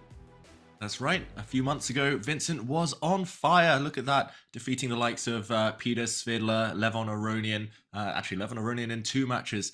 On his day, Vincent can beat anyone. As you mentioned, Tanya, he's still young, he's still evolving. His style has actually really changed in just the last 1 year alone. He's upped his game in the attacking sense. He's more ambitious, more direct, and that's paying off. So far today, he's been doing pretty well. That being said, another player who's doing well is Magnus Carlsen, and Duda as well, leading in his match. So much impressive chess on show, Tanya, already today. For Vincent Keymer, his universal style has always been so impressive, and the one player who has to bring on some stylish chess is Valimir Ivic right now. He does trail Magnus. It's 2-0. Magnus has been flawless so far on day one of division play, but David, that's to no one's surprise. Magnus only knows how to win, and he continues to do that. What are the chances for Valimir to get a win? He has to win on demand to keep the match going. Yeah, it's let's be honest, let's be realistic. It's a really long shot right now. That being said, he can take inspiration, Ivic, from the fact he beat Caruana yesterday twice with black. It was all about the black pieces, and that's where his success, that's where the foundations lie. And also this slightly quirky opening. This feels like Magnus having a bit of fun. Queen takes d4. Doesn't have the best reputation historically, but I did see it's been played in recent times by some top grandmasters. I believe Peter Svidler played this recently in a serious game. So here we go. Bishop's coming out. It's an open Sicilian, but a bit of a weird one. And Ivic, at least all the pieces are on the board. It's imbalanced enough. If you want to create winning chances, must-win situation, then this is how you do it. So Magnus not trying to shut this game down. Nice to see, Tanya. But that's the thing with him, right? We've seen him at so many events, so many important situations where he might just need a draw, but he keeps the game going. And I've seen him do that even at World Championships. So it's no surprise here. Magnus needing only a draw to wrap up this match. He keeps it entertaining. Queen takes pawn was the opening approach by him. We're going to get a game on our hands. But David, I think the chances of this being a match in 3 is extremely high. Valimir Ivic has to also deal with the fact that he's playing against the world number 1. He's down 2 points in the match, and he has to win with black. And that's, you're not only battling on the board, but you're battling your own mind as well. Yeah, the odds are stacked against him. I think I can count on one hand the number of times I've seen Magnus Carlsen lose with white in such an important game when a draw is enough. Magnus normally knows when to take the safety first approach. And we were praising Magnus for keeping the game alive, for keeping this quite double-edged so far in the opening. But don't get me wrong, if Magnus gets an opportunity to take the safe way out, lock it down, bank it, a draw, move on, then I'm sure Magnus will jump on that opportunity. So Ivic cannot allow any forcing lines where Magnus and Magnus's job becomes easier. b6, he's just going to try and fianchetto both of his bishops. He's trying to stay solid. He'll put his rook on c8 and see what unfolds from there. Early days in this one, Tanya, but I think we're guaranteed a full-blooded fight in the middle game. It's a must-win game for Ivic with the black pieces. He's down 2-0 to take it to game 4. He has to make magic happen. Meanwhile, Magnus goes on activating his queen, also vacating that e3 square for his own bishop. It's going to be a fun one, David. And while Ivic trails Magnus by 2 points, one player who managed to equalize the score in round 2 of Division 1 was Jan Nepomniachtchi, and he's playing against Denis Lazovic. We're getting moves in. Let's zoom out for a moment from this one. Let's bring up our bird's eye view as I see a lot of action going on in the fight between Denis and Jan. Wow, blink and you miss it. That board on the top right of our screens, the red checkered board there, it's on fire. There's been a bunch of exchanges. It's actually level material, but queens have disappeared. They've departed very early. Meanwhile, on the bottom left of your screens, we see a slower Petrov defense, one of the most solid openings in chess between Alireza Firouzja and Jan-Krzysztof Duda. And Vincent Keymer against Alexei Sarana, very early days there. It's a Queen's Gambit declined, and we'll see which branch Alexei Sarana chooses. So I elect to jump straight over to that game you mentioned, Denis Lazovic against Jan Nepomniachtchi, where it looks like already we're getting some big questions answered. In terms of not just the opening, which was a Queen's Gambit decline, but also who's going to take the upper hand. To me, Tanya, it looks like only white can be better. Take the bishop pair. We talk about it a lot. It's in the endgame. Long-term bishops thrive. And white's beautiful fianchettoed bishop will experience a second life once its counterpart is removed. I elect taking this bishop, centralizing the white rooks. Jan playing for solidity here. What do you make of this strategy? Happy to try and shut things down with the black pieces. It's a really dynamic endgame, right? You've got the 4 minor pieces all on the board, and you're suggesting an idea where white neutralizes the bishop pair that Jan has, but I'm also looking at the other trade that's on offer right now. Dennis could actually take that knight on f6, further wounding black's pawn structure on the king side, and that's also something that could be very tempting, for me at least, to look at in this position. So a choice to be made here, but I completely agree with you that given the pawn structure, the piece activity, yes, black's got the bishop pair, which can immediately be neutralized.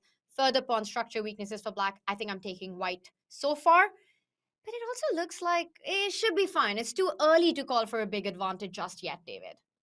Yeah, that's the thing. I think just we learn from history, right? We learn from our own experiences. Knight takes c6 was played, and Jan has certainly learned from game 1 of the day, where he tried to go on the front foot, tried to kind of initiate all that chaos, and was duly punished in brutal fashion, we've got to say, by Denis Lazovic. Denis won what was almost a miniature 20-something moves, and Jan was busted. So now adopting a different approach, I think a good lesson for everyone at home. If you're trying something and it's not working, try something new.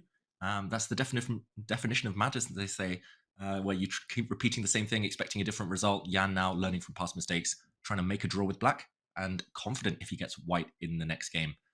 So rook to d1. And yeah, I have a feeling, Tanya, candidates prep might be at play as well. This was the reason he's been so successful at candidates, Jan Nepomniachtchi. Just almost unbreakable with black. So yes, I prefer white, but if he knows what he's doing, I'm sure he can equalize. And so few pieces left on the board. A draw may be the most likely.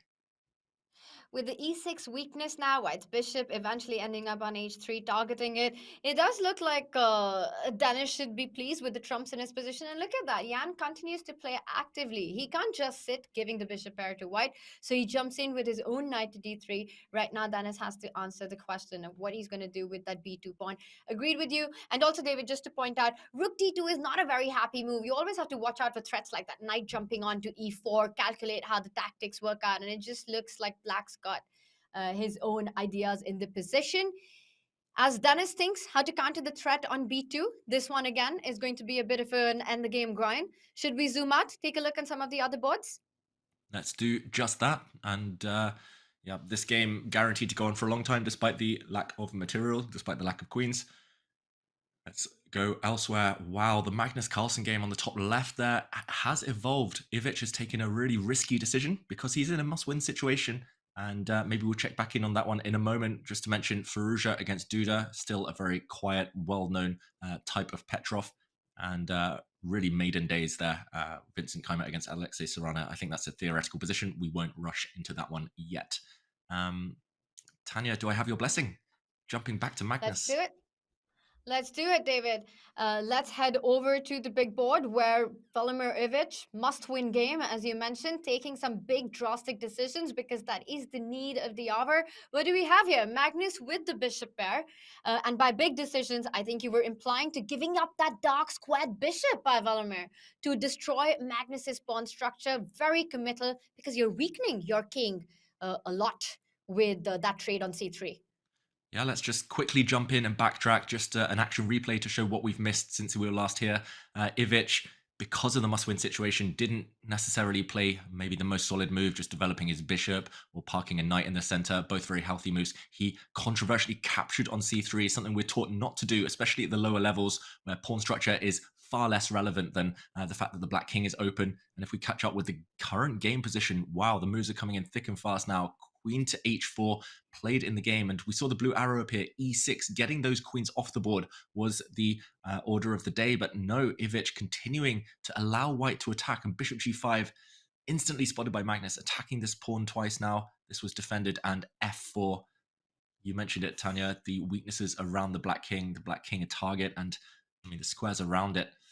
Oh, so many dark squared holes. It feels like Magnus here in dominant fashion. He's attacking now. It's f4 for the score, and when it's f5, that's going to be high five because that f-pawn isn't stopping right now. It's coming in with more firepower. f5 coming on next, forcing black to take some decisions with that bishop. That f-pawn might even go to f6. David playing on the dark squares. Imagine a pawn on f6, queen on h6, queen lands on g7. That's game over, and it just feels like it's about to flow. How do you fight this very simple concept with black. Oof, I'm not sure you do. We see the frown from Ivic there. He knows it's difficult now. I love it.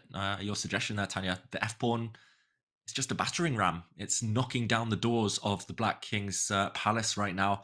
And I mean, the knight is attacked. If you drop back to d7, I think you instantly get hit by a bunch of tactics. White can even win a pawn there, I just realized. If just to show this knight d7, at the very minimum, you can take on d6 due to a nice pin along the diagonal. I equally like your f5 move, just blasting things open. This looks devastating for the Black King.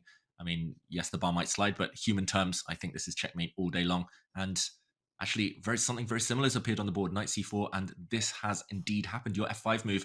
Notice how there's an added element of the knight hanging on a loose square on c4. So if there's a capture on f5, suddenly multiple attacks. Magnus, he's kind of sleepwalking to victory here. Ivic, maybe that decision, bishop takes c3, he's going to live to regret it. It's backfired, but he did what he thought he needed to do, so we can't blame him for that. Ivic taking risks here. And that's the thing, when you're trailing a scoreline like 2-0, you end up taking these decisions which objectively are so questionable, but you need to keep the game going. So you don't play what you normally would, the standard moves that you would make, because you need to fight for more. And when you do that against a player like Magnus, he's going to come for you. You give him one chance, he's going to be all over the position, and it looks like it is going to be Velamir's king that's going to be under fire. David, Magnus combining both ideas of a trade on e6, like you said, also blasting open with f5. This is looking super scary. Magnus can pick. Can cherry pick right now. You could also take on g6, land your queen on h6. Ideas like that come to mind with big pressure, or you could just simply win the e6 pawn. I really like f takes g and queen h6 here. Yeah, I love it too, Tanya. Just route one straight to the Black King. No need to mess around anymore. You've done the hard work. You've opened things up. The Black King is literally, I mean, stripped of its defenses. It forgot to get dressed this morning, that Black King, and yeah, go for the kill. I guess the Black Knight will try and drop back to defend, but it's not going to last for long. It won't plug the holes forever. That Black Knight will just be removed by a white bishop. He follows your advice. Bishop f4, though, looks terminal. There we go. Knight dropping off the board, at least exchanged off the board, and the black g-pawn falls. This one, at least in terms of the match, for Magnus, it's over. I'm not saying he's going to win necessarily, but I don't see Ivic here ever winning and striking back. Yeah, I agree. Even if you just take on e5 and capture on g6, that's a position you're never losing with Black's king, at least. And I can already see ideas of a perpetual, a repetition on the board. So it looks like it is going to be Magnus in 3 in this one. He's trying to think, can he try to do more in this position? Because after bishop takes knight, the Black queen recaptures the bishop and at least comes back to defend. And look at that, Magnus Carlsen is going for more. He's going for more for now, but he's still got it up his sleeve for later. Bishop takes knight. I was chuckling to myself. I was thinking, what would Wesley do? WWD D right now. Just what would Wesley do? He would take the knight, he would take the pawn, he'd give perpetual and get out of here. Move to the next round. But Magnus is such a perfectionist. Magnus wants to win. Rook f8, a really good move, I've got to say. And now Magnus, I think, should go for the draw maybe before the black rook's able to step up and prevent any more checks. So here we go. Yeah. What would Wesley do? He'd take the draw, and Magnus does it too.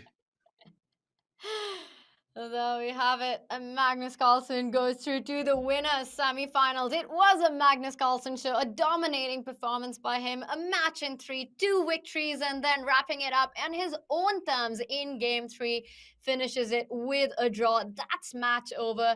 We got action on the other 3 boards. Just to end that note, when you said WWD, what would Wesley do? I was thinking you meant win-win draw, which is what Wesley would do. Just realized it's WWWD even. So what would Wesley do?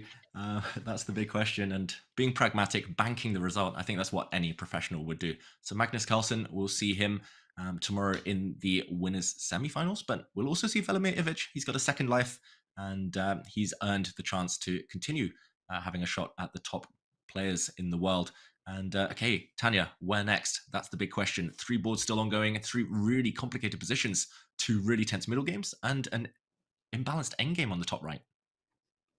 That's a top fight between Dennis and Ian. I still think draw is the most likely result in that one. I want to pick one of the bottom two boards right there because it just looks like exciting middle games. That bottom right board, Serrana's queen stuck on a5, but also creating some threats. The king side feels a bit tender right now, and for Alireza against Jan Christoph Duda, an incredibly tense position as well.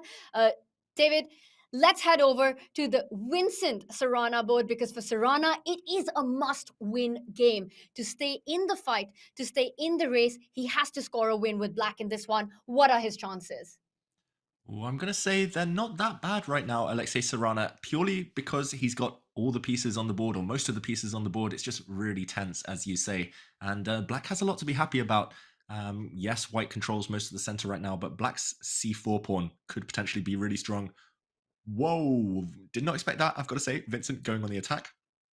The black king does lack defenders, so maybe that's the trigger, the signal for actually looking at the other side of the board. I was going to say on the queen side, black is in control at the right moment, c3 or b4, or some action on the queen side.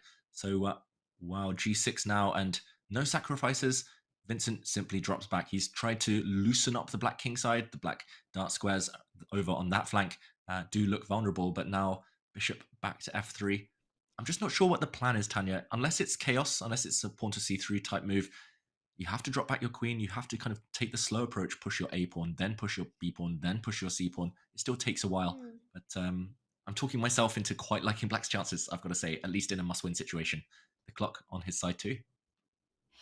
The only thing is, right, if you divide the board into half, you see all of black's pieces are on the queen side. Everything, every single piece. The king on the king side a bit deserted. So if white just give white a few moves, the h-pawn becoming a battery ram down the board, the knight already eyeing those dark squares. There are threats of bishop takes knight, a knight potential check on f6. There are ideas on the king side that you need to watch out for. So it feels like it's going to be a race. Alexei Serrana's domination on the queen side, and can Vincent create play on the king side? Yeah, that's exactly how I think everyone should approach this position. Pawn to h5 here. Wow, blue arrow appears. I think that's a really difficult move. I don't see that being played. I think black will simply retreat his knight. But yeah, you explained it really instructively there, Tanya. It's all about the black king. And it looks like it's covering all of the dark squares. But as soon as the black knight moves, the white queen will step forward. And she's already eyeing up the king on this diagonal. The white queen might even slide to the right and slide over into h6. So, oh, I said h5 wouldn't happen, but Alexei Serrana grimacing there on the camera. He didn't look too happy. I think he's going to move his knight, but h5 would be a real shock here for Vincent, because counterattacking, kicking, and attacking piece back would maybe totally kind of put out the flames of any white attack. So, ooh, critical moment. What do you think? Is he going to play h5? Is he going to find the best move? He has to, but the best move might mean that you've got more simplification, which basically does not work out for Serrana. Again, a decision taken given the mat situation. He falls back with the knight. I'm looking at ideas of a knight trade, and then your move, queen c3, lining up against that black king, and we see it on the board. David, this looks like it's bad news for black. The king isn't hiding. d5 is incoming. Yeah, never lead from the front in the middle game with your king, especially when there are queens still on the board. This looks terrifying. He's got to run. He's got to sprint back home. I think we might see him block. There we go. Block the center before the white pieces flood forward. But actually, they're flooding forward anyway. f4 coming next. The pin. Yeah, it's all gone wrong for Serrana. That one moment, h5, really difficult move. We've got to say, we've got to highlight how tough that is in such a tense position with no time on your clock. But yeah, it looks like it's turned. Look at this, all in white's favor now. White conquering the center, going for the black king. Vincent, big favorite, you've got to think, Tanya. I completely agree. And we're not even talking just looking at the scoreline, but also the board that we have in front of us. He's in driver's seat. Compare each of the pieces, compare the pawns in the position, the space advantage. It might be, again, f5 and we live. f6, this position you can't fix. I'm bringing on the rhymes right now, but David, it feels like Vincent's the one. If anyone can take this point, it's got to be white. For Serrana, it could be match over. Yeah, Serrana really living life on the edge, at least in the winner's bracket right now. Oh, rook f2. Vincent, he's found the key to the position. Vincent here doubling up on the f-file. Yeah, no rush. Why rush when you're ahead in the match, when you've already done the hard work, you've established the beautiful pawn center? Tanya, I think that Vincent's just fully in control here. Maybe we can jump over to another board where mean, the eval bar is really confusing me, but I'm going to take us over immediately, actually, to Denis Lazovic against Jan Nepomniachtchi, because that's a weird, wonderful endgame. So imbalanced. You said a draw is the most likely. Computer seems to agree here, but if I were playing, I would have no idea how to evaluate this one. It's currently 2 knights for a rook and a pawn, but white has won connect 4 with his beautiful pawn chain, and the white pawns are rolling, as are their counterparts. So whose pawns are quicker here? I have no idea. I have a feeling this one's going to be decisive. I'm going to rephrase what I said. This is a game for all 3 results, and draw is the least likely of them all. David, completely on board with you. It's extra material there. Well, not extra material. It's rook for 2 pieces, an extra pawn, a rook and pawn for 2 pieces. I'm going to correct myself. But look at those black pawns. I would want to be black here. It just feels like at some point you could sacrifice one of your minor pieces for white's advanced pawns. But who's going to stop the A pawn from rolling forward? David, if you had to pick a color right now, what would you choose? I mean, you might as well ask me to roll a dice, Tanya. It's or you might as well ask me to toss a coin, flip a coin. I have no idea. I think I would need 2 hours to figure out this position, let alone the 2 minutes that the players have on the clock. Bishop f5, I guess, just threatening e6. I probably would take black just because of that concept that you mentioned, sacrificing a piece back for a bunch of the white pawns and still having these dangerous runners on the queen side, which are going to be hard to stop. But I don't say it confidently. How about yourself? How can you be confident in this position? Because you've got about under 2 minutes to calculate this line. You push the a pawn, e6. You have to give up your knight. Is it going to be enough? Jan Nepomniachtchi decides it's not enough. He stops the threat for now. He's pinning that e5 pawn, also threatening the b pawn rolling up the board. To me, it just also feels as if white's pieces are coming in the way of an advance. e6 is impossible. f5 is impossible. It just feels like it's going to be easier for Jan to get the pawns rolling. Yeah, and we keep saying that word, easier, and it's just, I mean, especially with the clock ticking down, you want natural moves. That's kind of the definition of speed chess, rapid blitz chess. If you have an easy plan, normally, even if you don't have the advantage, you're going to be the favorite. You're going to be the quicker player. You're going to be the more confident player. Denis, also in terms of style, I'm not sure he's too comfortable in these types of imbalanced endgames. Jan, meanwhile, he's been... I mean, rocking these types of positions since he was a kid. So I definitely think Jan is the more confident of the 2.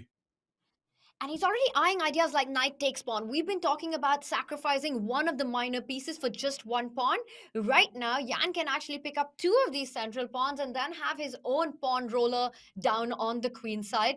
And I look at Jan on the camera. He looks like he's confident about his chances, and he's up on the clock as well. An extra minute in this position, David, that counts for a lot. Yeah, that could and should be vital. That being said, Denis has initiated the race. The B pawn is running, but he's going to push his own pawns, which are going to be hard to stop. The G and or H pawns. Wow, this is just a pure race. It's a 50-50. Who's going to sprint faster? Who's going to cross that finishing line? The white bishop does protect the B1 square, so I'm really surprised that Jan's pushing the B pawn first. But maybe he's got a cunning plan in mind for later to deflect that bishop. So tough, Tanya, here. So irrational, this type of position. It's absolutely insane. It's the kind of position you want to sit back and just enjoy how it's played out.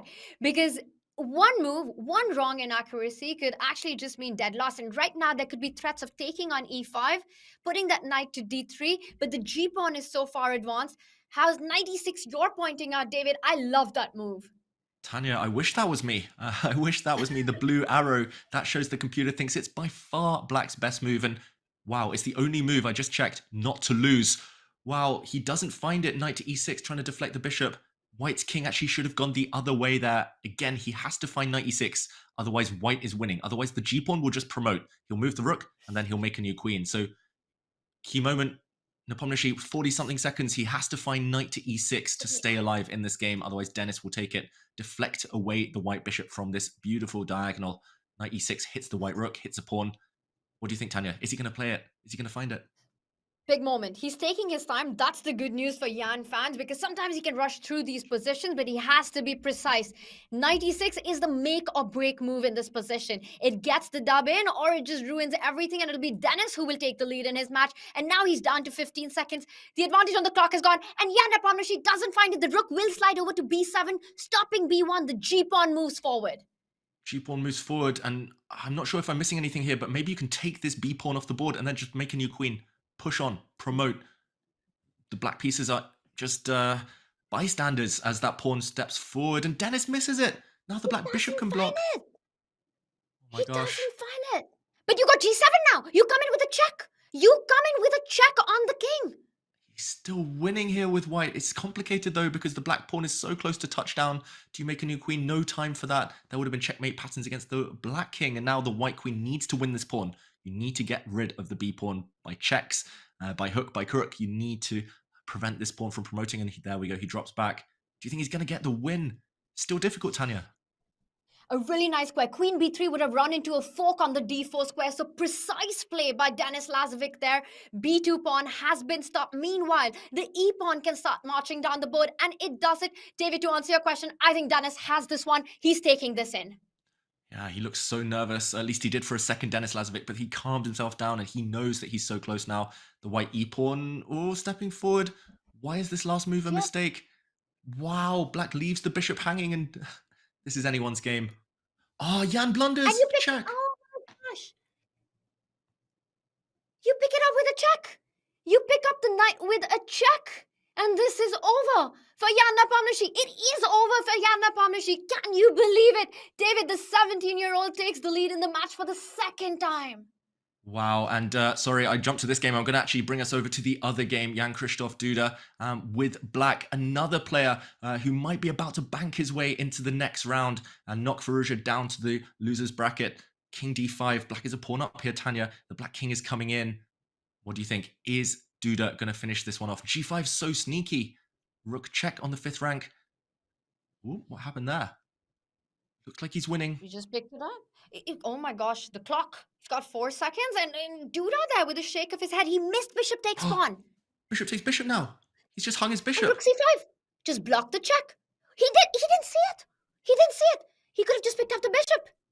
Duda could have won a piece. The moves are just flying down on the board. We might show that one later if Duda fails to wrap this up and win now, but he's shaking his head on the camera. A bunch of checks. He might have blown the win. Firouzja might live to fight another day. And that would not have been just game over, but match over. Had Jan-Krzysztof Duda just picked up the hanging bishop. That was crazy. Mutual chess blindness. It happens so much. You trust the opponent. Firouzja put the bishop on pre, but it could have been captured. There was a check, but a block was possible. Black's still a favorite though here, Tanya. Can he utilize? Can he profit from his extra pawn here, do you think? It's far from over. It is far from over, this one. David, once again, anything can happen. And I still think it's a game for all 3 results. Even though black has the extra pawn, it's so easy to blunder something in these positions. Meanwhile, Vincent Keymer gets the job done. He advances through to the winner semifinals with a win in his match against Alexis Sarana. Yeah, we saw that one earlier. Vincent Keymer was in the driver's seat. Sarana did save the game, but not the match. So congratulations to Vincent. We'll see both of the players tomorrow as Sarana needs to bounce back through the loser's bracket now. In the meantime, 2 seconds against 6 seconds. This position hasn't changed much, but I can feel your nerves, Tanya. Mine too. But look at the players. They are showing no nerves at all. How are they making these moves on seconds on the clock? This is insane. Wow. Especially Firouzja defending this by the skin of his teeth, holding the black c-pawn's advance with no time on his clock. Really impressive. He's upped his game since he got into this endgame. And it's Duda who's low on the clock. Duda Duda's walked into a repetition. And the players react. He can't believe it. He knows he was so close to getting the dub, and that would have been match over. But Jan-Krzysztof Duda, he allows Alireza Firouzja to escape and to take it to game 4 in this match. What a topsy-turvy endgame that was, David. Wow, topsy-turvy, but luck in the end favoring the brave. Firouzja clinging on and gets another bite at the cherry. In the meantime, we do have 2 players progressing. Magnus Carlsen and Vincent Keymer doing it the professional way, securing their victories in the match with a draw in the 3rd game. Impressive stuff, Tanya. The 2 players who booked their spot in Division 1 of the Chess.com Classic with their performance in the Chessable Masters advanced through to the winners semi-finals. We got big game 4 coming up as the fight continues on our other 2 matches. And we've got a big update coming up as once again we're joined by our very own Daniel Naroditsky. Daniel, take it away. We're catching our breath, but I believe there was some breathless action in Division 2.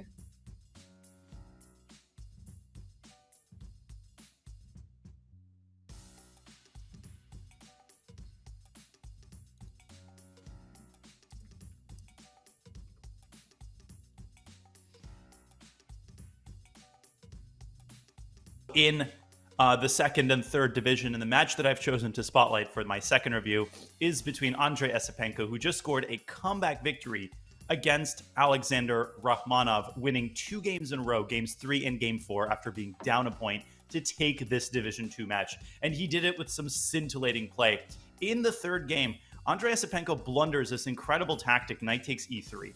And after f takes e3, queen takes e3, Rakhmonov picks up the bishop. He's up a pawn. But Esipenko did not despair. He delivers this very important check on e2, forcing Rakhmonov's king to the side. And now knight e6, not the best way to attack, but this sets up a massive storm against Black's king. Rakhmonov forcing the queens off the board, but it doesn't matter. Rook takes c7 sets up a difficult dilemma for Rakhmonov. He finds the best move, bishop to e8. But look at the way that Esipenko maneuvers his pieces. Rook e1 hitting the bishop, now rook e2 attacking the bishop again, and finally Rakhmonov goes wrong with f takes c6. Instead, keeping the bishop would have kept the position dynamically balanced. Instead, he plays f takes c6, and this endgame is losing, but it's not the end of their adventures. Andrei Esipenko works on the queen side to create a pass pawn. They trade off a pair of rooks. a4 deflects the bishop from the a6 pawn. Rook takes a6.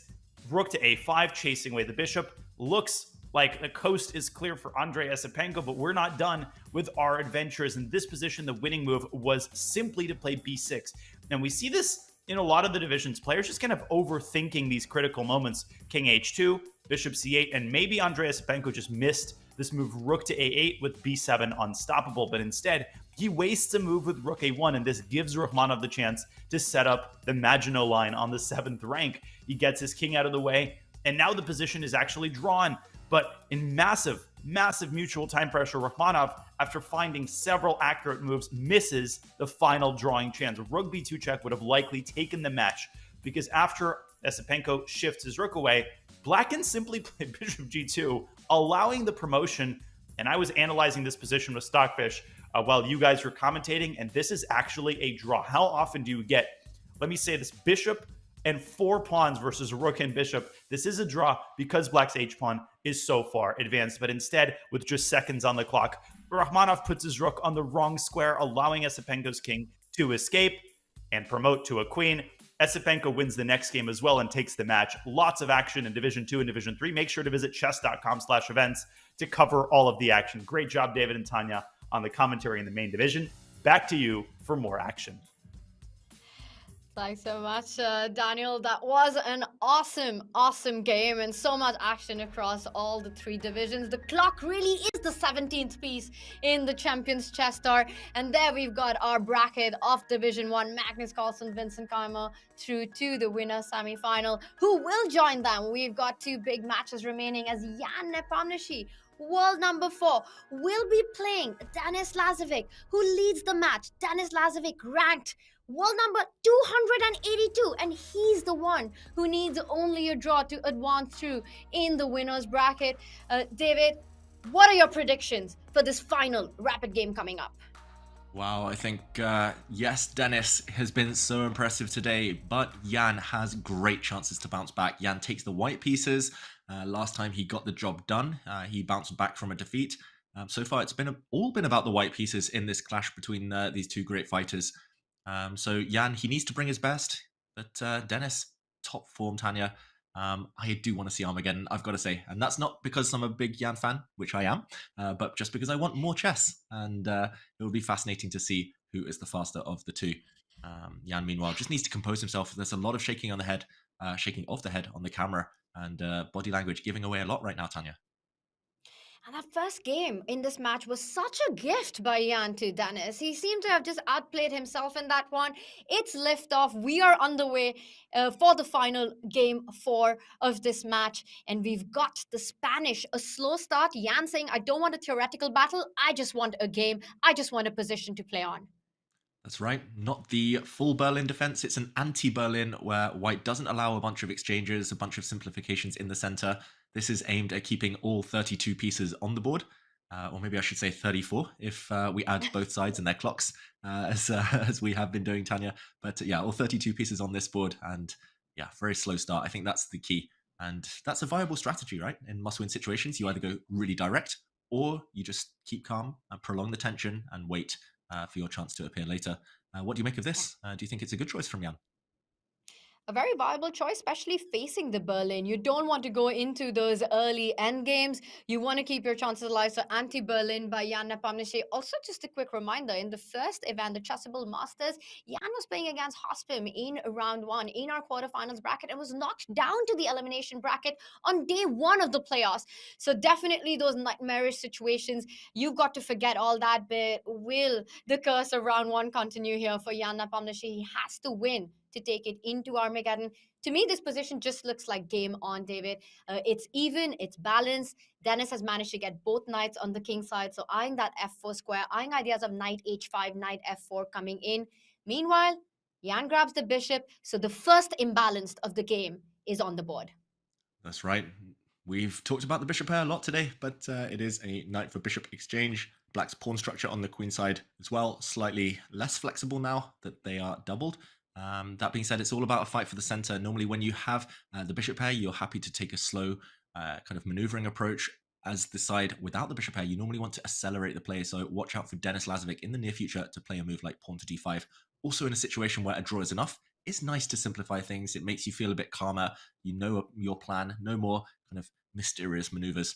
I do think Denis is going to be happy with this position. I've got a lot of experience myself on the black side, and you tend to be very solid. But then again, this is Jan Nepomniachtchi. We talked about the candidates prep, Tanya. We all know the Spanish opening is his favorite. He uses it in all of the candidates tournaments. So yeah, maybe he's got a few tricks up his sleeve. Maybe he's studied this before, and therefore will know exactly what needs to be done in this situation. And we did see him with a brilliant win in the candidates against Vidit in a Berlin endgame. This time it's no endgame, it's full middle game on the board. And the center break that you were pointing out, Denis gets in first. D5, after pawn takes pawn, the E5 pawn feels a bit tender. David, are there ideas of a pawn sacrifice, or are you expecting Denis to recapture with the queen? Yeah, if it was anyone else, I might think pawn sacrifice, but Denis is reluctant. He's loath to sacrifice pawns.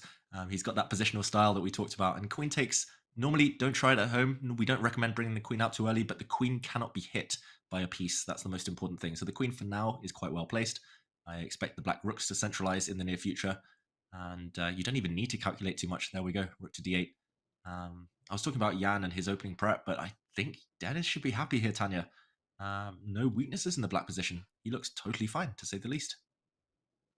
I completely agree with you. And I think what we've seen in this match so far, the opening prep has definitely not worked out for Jan. In game 1, a quick loss, busted out of the opening. In this one, at least so far, it looks like Denis has survived any opening questions, gets out of it, a level position. Right now, the first question being asked by Jan, how do you respond in the center? David, as Denis takes a decision, should we just zoom out and check into our other remaining match, as Alireza is also fighting for his life in the winner's bracket? Let's do just that. And here we see the bird's eye view. And we missed those 2 other boards, but we're left with 2 fights, which is nice. And it is a relatively interesting battle. I was going to say it's the Dutch defense here, Tanya. And what do you make of the early stages of that one? Quite unorthodox. It's really rare to see the Dutch at the top level these days.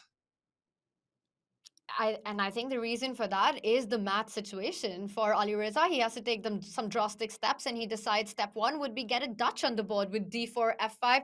Also, his last decision there, pushing the pawns, ambitious play on the king side, going for the bishop pair there with the move knight h5. But to me, it feels so committal when you haven't finished your development yet.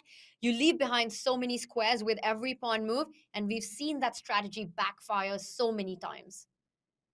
Yeah, you're right. This is high risk type of chess here. Unclear what the reward is, apart from the bishop pair, potentially by snapping that bishop off, which he just does there, Firouzja. I mean, I fear a quick knockout. I'm going to say it. Firouzja here, he just doesn't care about king safety ever. But in this type of position, you really need to be aware that your king, we talked about that dilemma, can never really castle kingside now because your opponent has the open H file. It's really kind of unlikely possibility. Castling on the long side looks like it's going to take an age. You need to get your queen out the way, but more importantly, this problem child of the family, the bishop. How are you ever getting that piece active? Yeah, the bishop pair is one thing, but I'm already thinking Duda might be trying to line up g4 in the air at some point, some bishop checks. Am I being too biased here, Tanya? I'm only seeing the positives for white. What do you see in black's favor? I agree with every single thing that you've just said. It just feels that White's got so much more harmony, and I love what you pointed out. Opening up that light squared bishop with a move like g4 is an idea that Alireza will have to watch out for. But I think this is the kind of position where your best chance lies. Just a mess on the board, a chaos early on is the Alireza Shah position. Right now, Ranjashov do that first trades on d5. You can't pick it up with the e pawn. The f pawn would be extremely weak. And I'm actually expecting g4 at some point to arrive on the board. Can you go for it directly? Is it too early to play g4? Bullet game? I'd make the move in less than a second. Yeah, you can tell on the camera, right? Duda was kind of using every ounce of self-control, Tanya. I loved it. Just g4 for the score, capture. There was a check, but I guess the black king would have just moved to e7 and white would have been a pawn down temporarily. Still tempting, but now that possibility far less likely. The black king will actually slide its way over to the g7 square. So I'm not going to eat my words yet. I still believe white's position is preferable, but black might have survived any immediate storm brewing on the king side. And Jan Krzysztof Duda does need a plan of attack. The knights are somewhat stifled right now, so you definitely need something productive up your sleeve. A3. I don't know about you, Tanya. Is this a bit tentative from Duda? Is he playing the match situation a bit too much, playing it safe? Looks really slow what he's doing. But also, there are no weaknesses in White's camp right now. Black's got a bishop pair, but it's not an open position. That light squad bishop on c8, I really don't see a future for it anytime soon.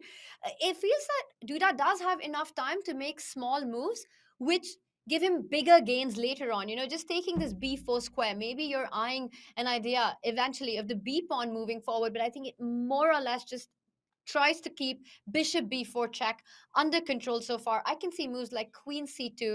The big decision for white is going to be, what do you do with that king on e1? Because the rook on h1 is nicely placed on the h file. Duda there going for queen d2, but is he going to go Shah castle? Because the rook from h1 without having made a single move feels like it's already developed in the game. Yeah, you're right. That's always the eternal dilemma. Once you've got this pawn structure, they always say capture towards the center. H takes g3 was automatic earlier, opening up the white rook. But yeah, sometimes you get too kind of caught up, or at least I have in my career, I get caught up with the rook on h1 going for the attack when actually the white king just needs to step out the way. Connect the rooks tends to be the key. So castling, I think at some point, reluctantly, might be necessary. But yeah, your point, Tanya, is really important. It's kind of a dilemma for the long term. At some point, he'll need to decide, and he will need to make that decision maybe in the next few moves. What else to do? Yeah, what would you say here? Firouzja, happy in a must-win situation? Oof. I think so. I think with the black pieces, a game you have to win on demand, this is the kind of opening outcome that you're looking for, even if objectively you're slightly worse in this position. And Devalbar seems to say that it is pretty balanced. He does have an extra minute on the clock, and I think this is the kind of game that those extra seconds at the end when critical decisions are made will be so important. Eventually, Jan Krzysztof Duda does line up the queen and the rook on the c file, but also targets that king on g7. Ideas of knight e5, maybe e4 at some point, breaking open the center. So sort of a multi-purpose square for that move, the queen on c3 there, David. One thing that I would be terrified about going shot castle, connecting the rooks is maybe go Alireza style, h pawn, Alireza style, Alpha Zero style, h5, h4. You got to start thinking about the attack then. Yeah, I think it's a case of not showing your hand too early. You just don't want to tell the opponent your real intentions. The longer you delay castling, the less likely is that black will attack on that flank. I 100% agree, Tanya. And therefore, I think Firouzja should stay flexible. Maybe a move like queen f6, block that diagonal you mentioned, cover the e5 outpost for the white knight. And kind of just the guessing game. It's like, what are you doing? I'm not sure. What am I doing? I'm not sure either. But just tiptoe around, and eventually the position, it always explodes in the end, right? Especially these two types of players. It always gets explosive eventually. What do you say? This is the calm before the storm? Should we go back to the other game maybe? It does feel like that this is going to explode at some point. Not just yet. It's the deep breath before taking the big plunge. Knight f6 coming in. We might be seeing Alpha Reza as well with the h-pawn moving forward. Meanwhile, things really under control in the other game, David. Let's do it just as you say. Let's pull up the big fight where Jan Nepomuceno has to score a win to take it to Armageddon. But look at that. Look at the control with which Denis Lazovic has played. Control on the clock, control in the position. It's an opposite color bishop. You're not even up a pawn in this. I don't see any chances for Jan here. Yeah, it's difficult. I think his only chance is this optical illusion. It looks like the black bishop is super active, but actually it's just hitting thin air, and it won't be able to participate in the defense against this pawn advancing potentially, and also an attack against the black king. Black's king has one weakness inside, kind of around it. The white bishop will land on this outpost anchored by the d pawn, and it will attack the g7 pawn, and then the white queen comes. And then the white queen will step forward, either via b4, via a5. It's going to sneak in, and the black queen has to hold the fort herself. He's trying to do this by force. He's trying to force the draw here. Queen trade, Tanya. Game over. Match over. It's going to be a draw. Opposite color bishops. But can Jan keep the queens on? That's the big question. Yeah, the queen trade is as good as resigning here. So you have to keep the queens on. You have to keep it connected to the b2 pawn as well, I assume. So queen f4 makes less sense to me in this position. Also, really to point out that queen f1 visually looks like a dangerous check, but actually white's king is super safe on h2 because that bishop on d3 really doesn't have a way to join the attack and put pressure on that tender g2 square because of the pawn structure that Jan has created. And that's so instructive. In an opposite color complex of the bishop, you keep your pawns on the squares of your opponent's bishops, restricting the movement. So f3, g2, h3 really controls black's light squared bishop activity. Yeah, really instructive there, Tanya. And the perfect hiding spot for the white king has been created behind those pawns on that color complex. So I'm really wondering what Jan is hesitating about. I've been trying to use the time to kind of come up with an answer against queen b4. And the only thing I can think is queen to e3 check. That's a double attack, hitting the king, but also hitting David the d-pawn. Daryl the d-pawn, hitting this one. And if the white bishop were to ever block, maybe I'll just quickly show this on the board. If the white bishop were to block now, then suddenly there is this drawing motif potentially. A check, another check, and you can only block this with your bishop at the cost of the isolated pawn. So this is the issue for Jan. He wants to get active. If we go back to the game, he wants to get active with the white queen, but no clear path forward, and c3 is a bit of an ugly square. So what to do? Dennis just always seems to have an answer. You're right. That's a really great point. And if you don't have queen b4, queen f4 loses the b2 pawn. Queen c1, queen c3 hardly feels like a winning attempt by white, placing the queens on these inactive square. And if you've got a direct answer to a move like queen b4 or even queen a5, then you're doing really good as black. You've kind of solved all your problems very precisely, relying on calculation of the idea of queen e3 check instead of queen f1. And Jan Nepomucci is hitting the 3-minute mark now. He's struggling to find a way to keep the game going. Yeah, and I would be as well. I think Jan had not foreseen this small kind of bump in the road, this really annoying offer of the queen exchange he has to run. Should we make a guess, Tanya? Which square is it going to be? I'm going to say c1, but I have no idea. How do you keep the game going? I'll predict that it will not be b4 because that just feels like you're walking into a perpetual and a draw immediately. It's got to be c1 or c3. It feels like the only two moves that keep the game going. You say c1, I'll take you on with queen c3. Okay, deal. Queen c3 or queen c1 we're expecting. Jan looking off to the side. He's calculating a long variation. Whoa, he's traded queens? Whoa! Surely this is just a draw now. Oh my gosh. This is nothing. You just fall back. You get your own king into the game. You could be a pawn down in this position. B7 pawn could not exist and you'd still be holding this. Also notice how now the white king is stuck to guarding the king side pawns because bishop f1 would be a threat to deal with. Bishop b5. So Jan, at least for the time being, stops that black king from going too far ahead, putting pressure on g7. You can just go g5. Try and trade off as many pawns as possible. I agree. Bring the king also looks good. White's only hope now is on the fact that the d-pawn will paralyze one of the two black pieces. The white d-pawn will force either the black king or the black bishop to sit and blockade against it. But it's the theory of two weaknesses. You also need something else to chew on. So maybe it's the fact that this bishop is hitting g7. Yeah, I guess there's still some chances, especially if you can put the pawns on dark squares, Tanya, and then release the white king. You mentioned the white king was tied down. If the white king comes in, maybe there's some hope. So I do understand what he's gone for, even if it goes against everything we're taught of opposite color bishop endgames. Do you play g5 here or not as black? I do. Partly because you said it, and I trust your judgment here, but also partly because you mentioned that point. Keep the pawns on light squares. Yeah, I think, and that's the point, right? At some point, you're also trying to get in h5, g4. Also, maybe just free up that g pawn with g6 at some point. But the point is that with g5, you place your pawns on dark squares, and that's such a big committal decision as well to make. So you would be a bit terrified playing the move g5 because you give a little something to your opponent there. Definitely. You give a little, you get a little in return. He does play g5. Oh, he goes for it. Good judgment, Denis Lazovic. Such a good endgame player for someone so young. And whoa, Jan instantly blocks Tanya on the light squares. But now there's always a target. Now the h3 pawn might just drop off in the future. I'm surprised he decided so quickly. Do you go g6, h5 here? Oof. I think tough question, Tanya. He does it. You're the new prophet. You're the new prophet. I'm glad that Denis answered that question instead of me. I think you needed to. You anyway. just want to, you just want to trade off as many pawns as possible, David. Exactly.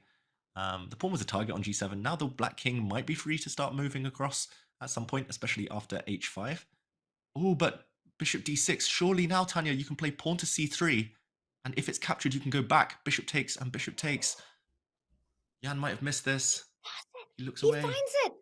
David, what a spot by you and what a spot by Denis and Jan reacts. Because this is over now. There's nothing to play for once the d pawn falls, and you can see it on Jan Nepomniachtchi. He knows he's going down to the loser's bracket. Yeah, one move and the winning chances dissipate, but ultimately it was a drawn position anyway. This idea was actually in the air the last few moves. I wanted this kind of to happen. I wanted to make it happen a few turns ago, so really surprising it wasn't on Jan's radar. Jan just not quite at his best today. Nothing wrong with this game. It's just a really high quality game. I wouldn't be surprised if it was like 99% accuracy each, but ultimately Jan undone by his inability to hold with black. And yeah, bishop to c4, bishop takes d5, that pass pawn disappears. And like you say, Tanya, nothing to talk about. This one is over. Jan just frustrated here. You can see it on the camera.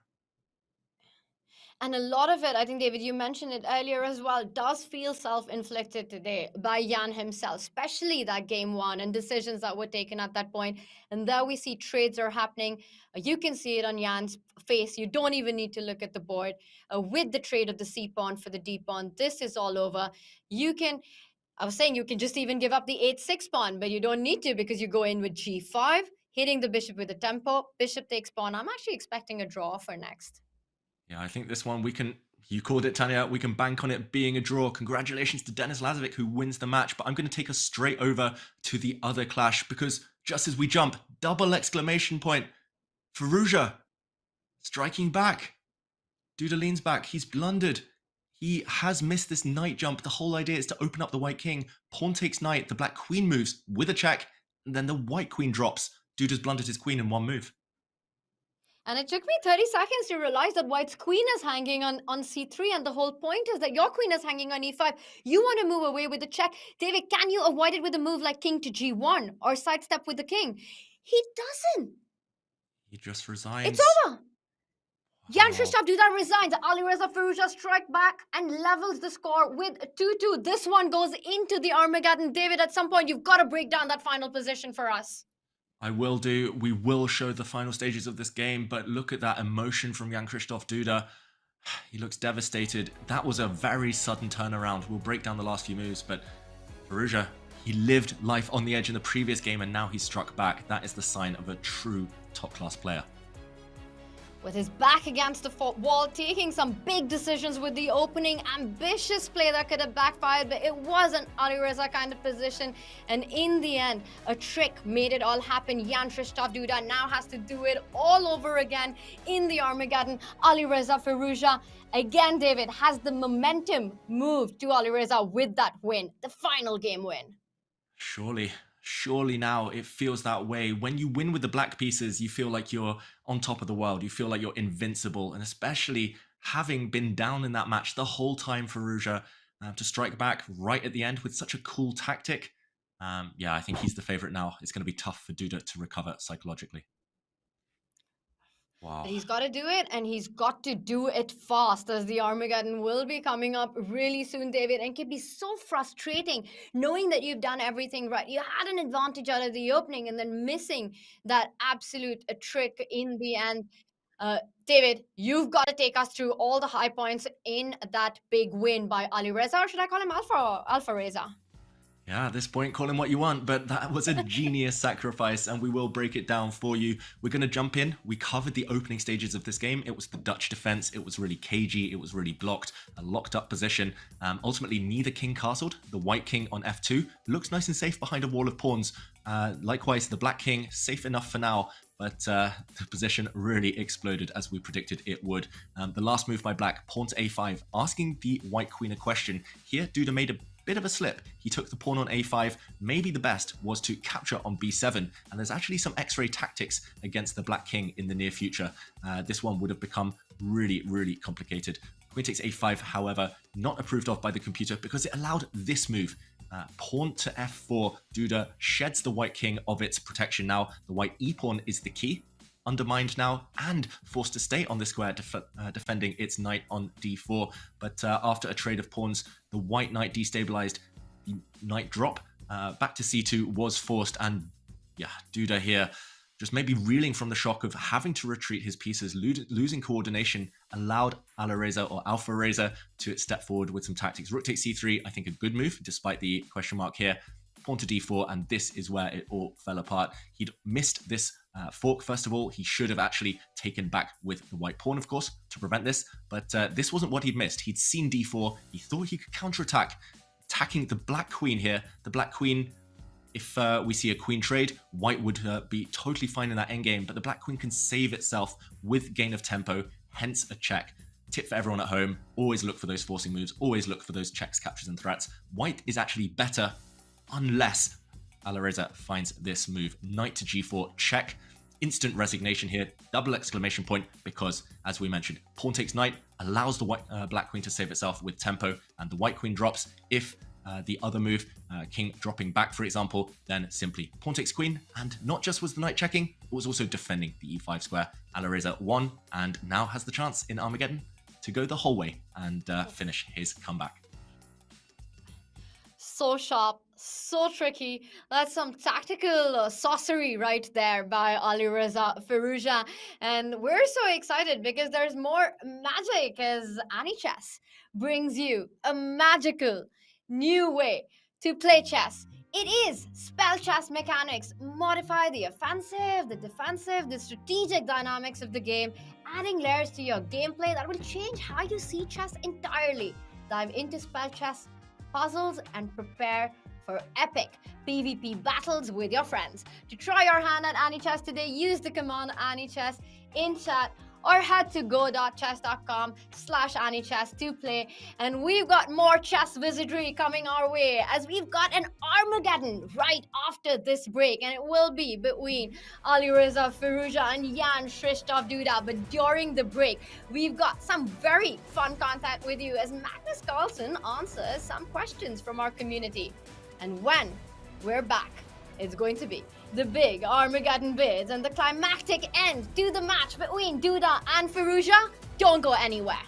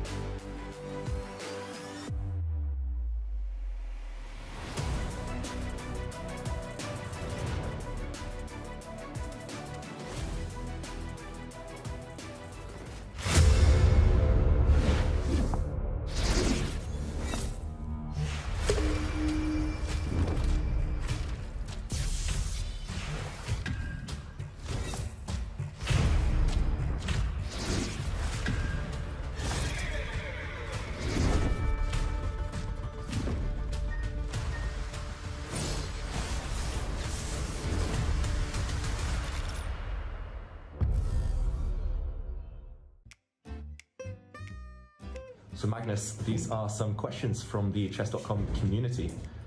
Question from Haughty Harry 09. When you visualize a chessboard, is it 2D or 3D? What colors are the pieces? And are you looking down on the board or is it up against a wall? Figuratively, of course. I think the board is up because I'm like looking up a bit usually. I would say the board is 3D, it's kind of floating a bit, and there aren't really any colors. This next question is from Litzak. How long do you intend to play competitively, and do you find enjoyment in it anymore?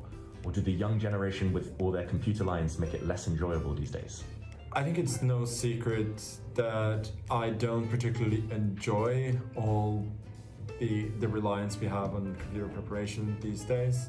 But I'll definitely continue to play competitively, at least for a few more years. Question from Gumbo Stew. Which do you consider to be the most risky opening, and have you played it in competition? It's a very difficult question. If we're going to talk about risky openings, I think we have to talk about openings that are actually like good but risky. The first thing that comes to my mind is the Najdorf Sicilian. I find it fascinating but also frightening because it involves quite a bit of risk. And this next question is from Nightly Blunder. Who is the most overrated chess streamer or player right now, and or of all time? Yeah, I don't want to shame anybody. Okay, this next one is from Opside. Magnus, what was your first opening? I think the first opening that I learned was the Dragon Sicilian, because we had a book at home. My dad had, I think, he'd won a book at a tournament sometimes. I think that was the first opening book that I read, so that's the first opening that I learned. A question from Put Short. What will a post-chess Magnus life look like? I think post-chess I will have family, friends, hobbies. I think I'll be quite happy. And finally, Not a Time Lord 21 asks, Magnus, how much do you hate the London system on a scale of 1 to 1,000? 2, maybe? I mean, I like the London system. I think I totally get why people don't like the London system. It's really can be frustrating that people can set up the same way as whites every time and get a reasonable position regardless of how you play as black. But the London system is much richer than people think. And I first really learned about that from Kramnik in 2015 when he started to play it. He played against me in a bunch of training games before the World Rapid, the Blitz in Berlin in 2015. So I kind of realized that he actually studied this, and this was a series opening. So I like the London system. It's been almost analyzed to death now, I feel. But it's a surprisingly rich and quite good opening. Okay, thank you, Magnus.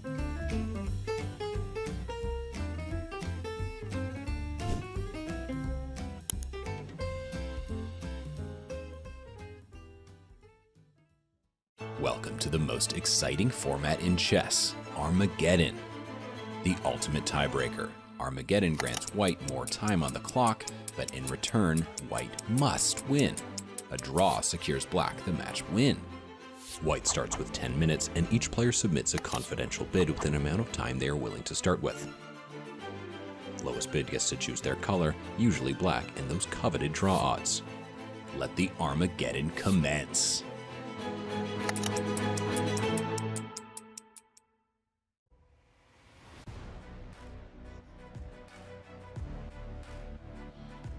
It is the ultimate showdown between these two masters of chaos, as Jan Shrishtov Duda and Alireza Firouzja's fate will be decided with the Armageddon, and we've got the bids in. Jan Shrishtov Duda bids at 18 minutes 19 seconds, loses the bid to Alireza Firouzja at 7 minutes 55 seconds. Alireza will pick the black pieces. David, what do you make of that bid? 7 minutes 55 seconds, starts with black, gets the result odds. Is that going to be enough time? Wow, I tend to say that around 8 minutes is the perfect. That's the kind of the balance, the magic number. He's gone below. He won just about Alireza Firouzja, but I don't know, Tanya. I've seen some Armageddons. I know how fast Duda can be. I think that is a risky strategy. He's coming off the high though of having won with the black pieces in the previous game, so I guess that's the rationale for this decision. What's your prediction? Who's going to take it, Duda or Firouzja? Oof, tough one. It's going to be a spicy one. That's my prediction for Jan Shrishtov Duda. He has to win on demand, and look at the opening of choice here. He starts with bishop c4 and queen f3. Do we have two of the top grandmasters playing, or what are we watching right now? Wow, it almost looks like he's going for scholar's mate. Did he not see there's a knight on f6? Does he not realize that Firouzja was probably taught this in kindergarten? Queen on f3. Yeah, definitely don't try this one at home, Tanya. Yeah, what are we watching? What's even the name of this opening? I'm not sure. I mean, if we didn't know that it's Duda versus Alireza and you were given this opening, I think few would predict that these are players over 2,000 playing. This is not something you get to see at top level chess, but it's slowly getting into some more normal territory there. The pieces are developed. We see that knight on e2 controlling a key d4 square, and at least Duda's making his intentions clear, right? He has to win. There's no other path for him. He's taken Alireza out of theory, but knight d4 arrives any which way. Yeah, and the pawn structure has been changed. That's the thing about modern chess, modern computers. They've shown everything's possible. Main line of the Queen's Gambit is all equal anyway. You might as well play a position like this, which is a bit weird. It's a bit wonderful, but it's also just equal chances for both sides. And okay, big threat on the board, trying to trap this white bishop. Okay, the black pawn advancing to a4 had to be stopped, so white does likewise. And yeah, what's the conclusion? I mean, I guess all knights off the board now. It's all about the bishops, queens, rooks. Who would you take here, Tanya? And the pawns, David. I think it's all about the pawn structure. Clearly, for white, you've got a more free flow on the king side. Look at that. We see more trades happen, but very importantly, Jan Shrishtov Duda keeps the control on the clock. The d4, it's all about the formation here, the pawn formation, the imbalance. I'm expecting the f pawn to move forward next, try to get some play, and that's been stopped. Maybe f4 regardless, because Jan Shrishtov Duda has to find a way to create some chaos here. He does, and he will be left with a slightly superior bishop. So whether he takes now with his own bishop or whether he takes with a rook, maybe he even flicks in a queen check on e6. But yeah, the white bishop on f4 will control, short term at least, its counterpart on e7. It's the better piece. Like you said, that pawn on d4. I know you weren't expecting, you mentioned that square was covered. You weren't expecting the knight to jump in, and it is a weak pawn after all. Active pieces for Duda. I think a small advantage. It should be manageable for black. But the time differential as well, still around the 2-minute mark. Duda's doing everything right so far. He's maintained his time edge, and he's got a fully playable position. Rook f6, I'm expecting the queen to drop back in this direction, just to eye up that pawn you mentioned. Okay, it goes back to b3 instead, eyeing a different pawn. Also makes a lot of sense. It's not only eyeing the queen side. Watch out for that king on h8. The queen on b3 takes away a lot of squares on g8. I'm also imagining a potential doubling up on the f file, trying to create some attack against that black king, a far off future, but it's not off the cards. Ideas like rook f3, rook f1, and a rook trade being offered first, and bishop d2, a nice square, because you tie down that black rook on a8 from doubling up on a rook f8 because the a5 pawn is tender. Yeah, I'm really surprised this move was given a question mark. It looked really natural to me. Maybe there was something better, maybe something a bit more productive. Maybe doubling up first, because a trade of rooks might alleviate black's the pressure on black's position. But I'm still expecting him to trade and then kind of replace the current rook with the one still stuck at home. Queen c4 instead. Quick decisions, Tanya. It feels like they're playing so fast, just pure instinct right now. Firouzja not even calculating, making the black pawn structure ugly and really stuck on the dark squares. But Do you think it's holdable? Is White's advantage enough in a must-win situation? I'm liking White's position a lot. It looks like you've got all the trumps, right? All these light square weaknesses where the queen can penetrate and start attacking the pawns on the dark squares. The bishop on d2 still ties down that black rook on a8. Meanwhile, where is black's activity? The bishop on f6 is behind its own pawns. It's like a big pawn right now in the position. No targets at all. And even though Alireza needs only a draw and the position, the material is balanced, I think this is big advantage to Jan Krzysztof Duda in practical terms. Moves come easy. And David, the clock in the Armageddon is not the 17th piece. It's piece number 1. Yeah, clock is key. The clock is king. And I saw Duda just widen his eyes as if this last move was surprising. I thought king h7 was forced. There was actually an idea of bishop takes h6, undermining a pawn because the black bishop was hanging. So queen to d5 and rook e8. Notice how this pawn on a4 also hanging. So if white bishop gets greedy and takes on a5, chaos would be unleashed. A lot would happen there. So rook e8 is aimed at evicting the white queen. Tanya, you spotted some tactics. Not tactics, but I think what was missed by Jan Krzysztof Duda is that now Alireza manages to free up his pieces. The next move will be b6, defending that a5 pawn. Let's say white plays b3, controlling the a4 square. You could start with b6, you could start with rook e5. Whoa! Queen h5! Sacrifice. He wants to go queen h5, David! He wants to. It's an exchange sacrifice. He's going to win this pawn on h6 in front of the queen because the black queen cannot go and defend. It has to defend its rook. But is it enough? You're the exchange down. Yes, you might get a pawn. It might just be a couple of checks, though. The black rook moves. You do get 2 pawns, actually, now for the exchange sacrifice. But I don't know, Tanya. It feels like the most you might get later on is a perpetual check, a repetition of the position. And that's not enough in Armageddon. Whoa, queen g4 though, the blue arrow makes an appearance. The computer thinks that's by far black's best move. I'm going to say, Tanya, that's not easy, going on the counterattack against the white king, trying to sneak behind. Do you think he's going to find it? David, the big question is that the only move in the position? For example, another natural looking move like queen e7 comes to mind. You want to try to trade off the queens if you can as well. But queen g4, allowing white to even pick up another pawn, giving checks on d8. But knowing Alireza, he loves activity and he finds it. It is so up Alireza's alley. He's not looking for any queen trades. He's going to give a check on d1. So watch out, Duda. He's got to parry that threat right now. Queen d1 in the air. He's got to parry it, as you say, and there's actually no good way to do that other than retreating the white queen. And that's a really sad move to have to make. Really feels counterintuitive. Just like you said with Firouzja, always finding the active solution.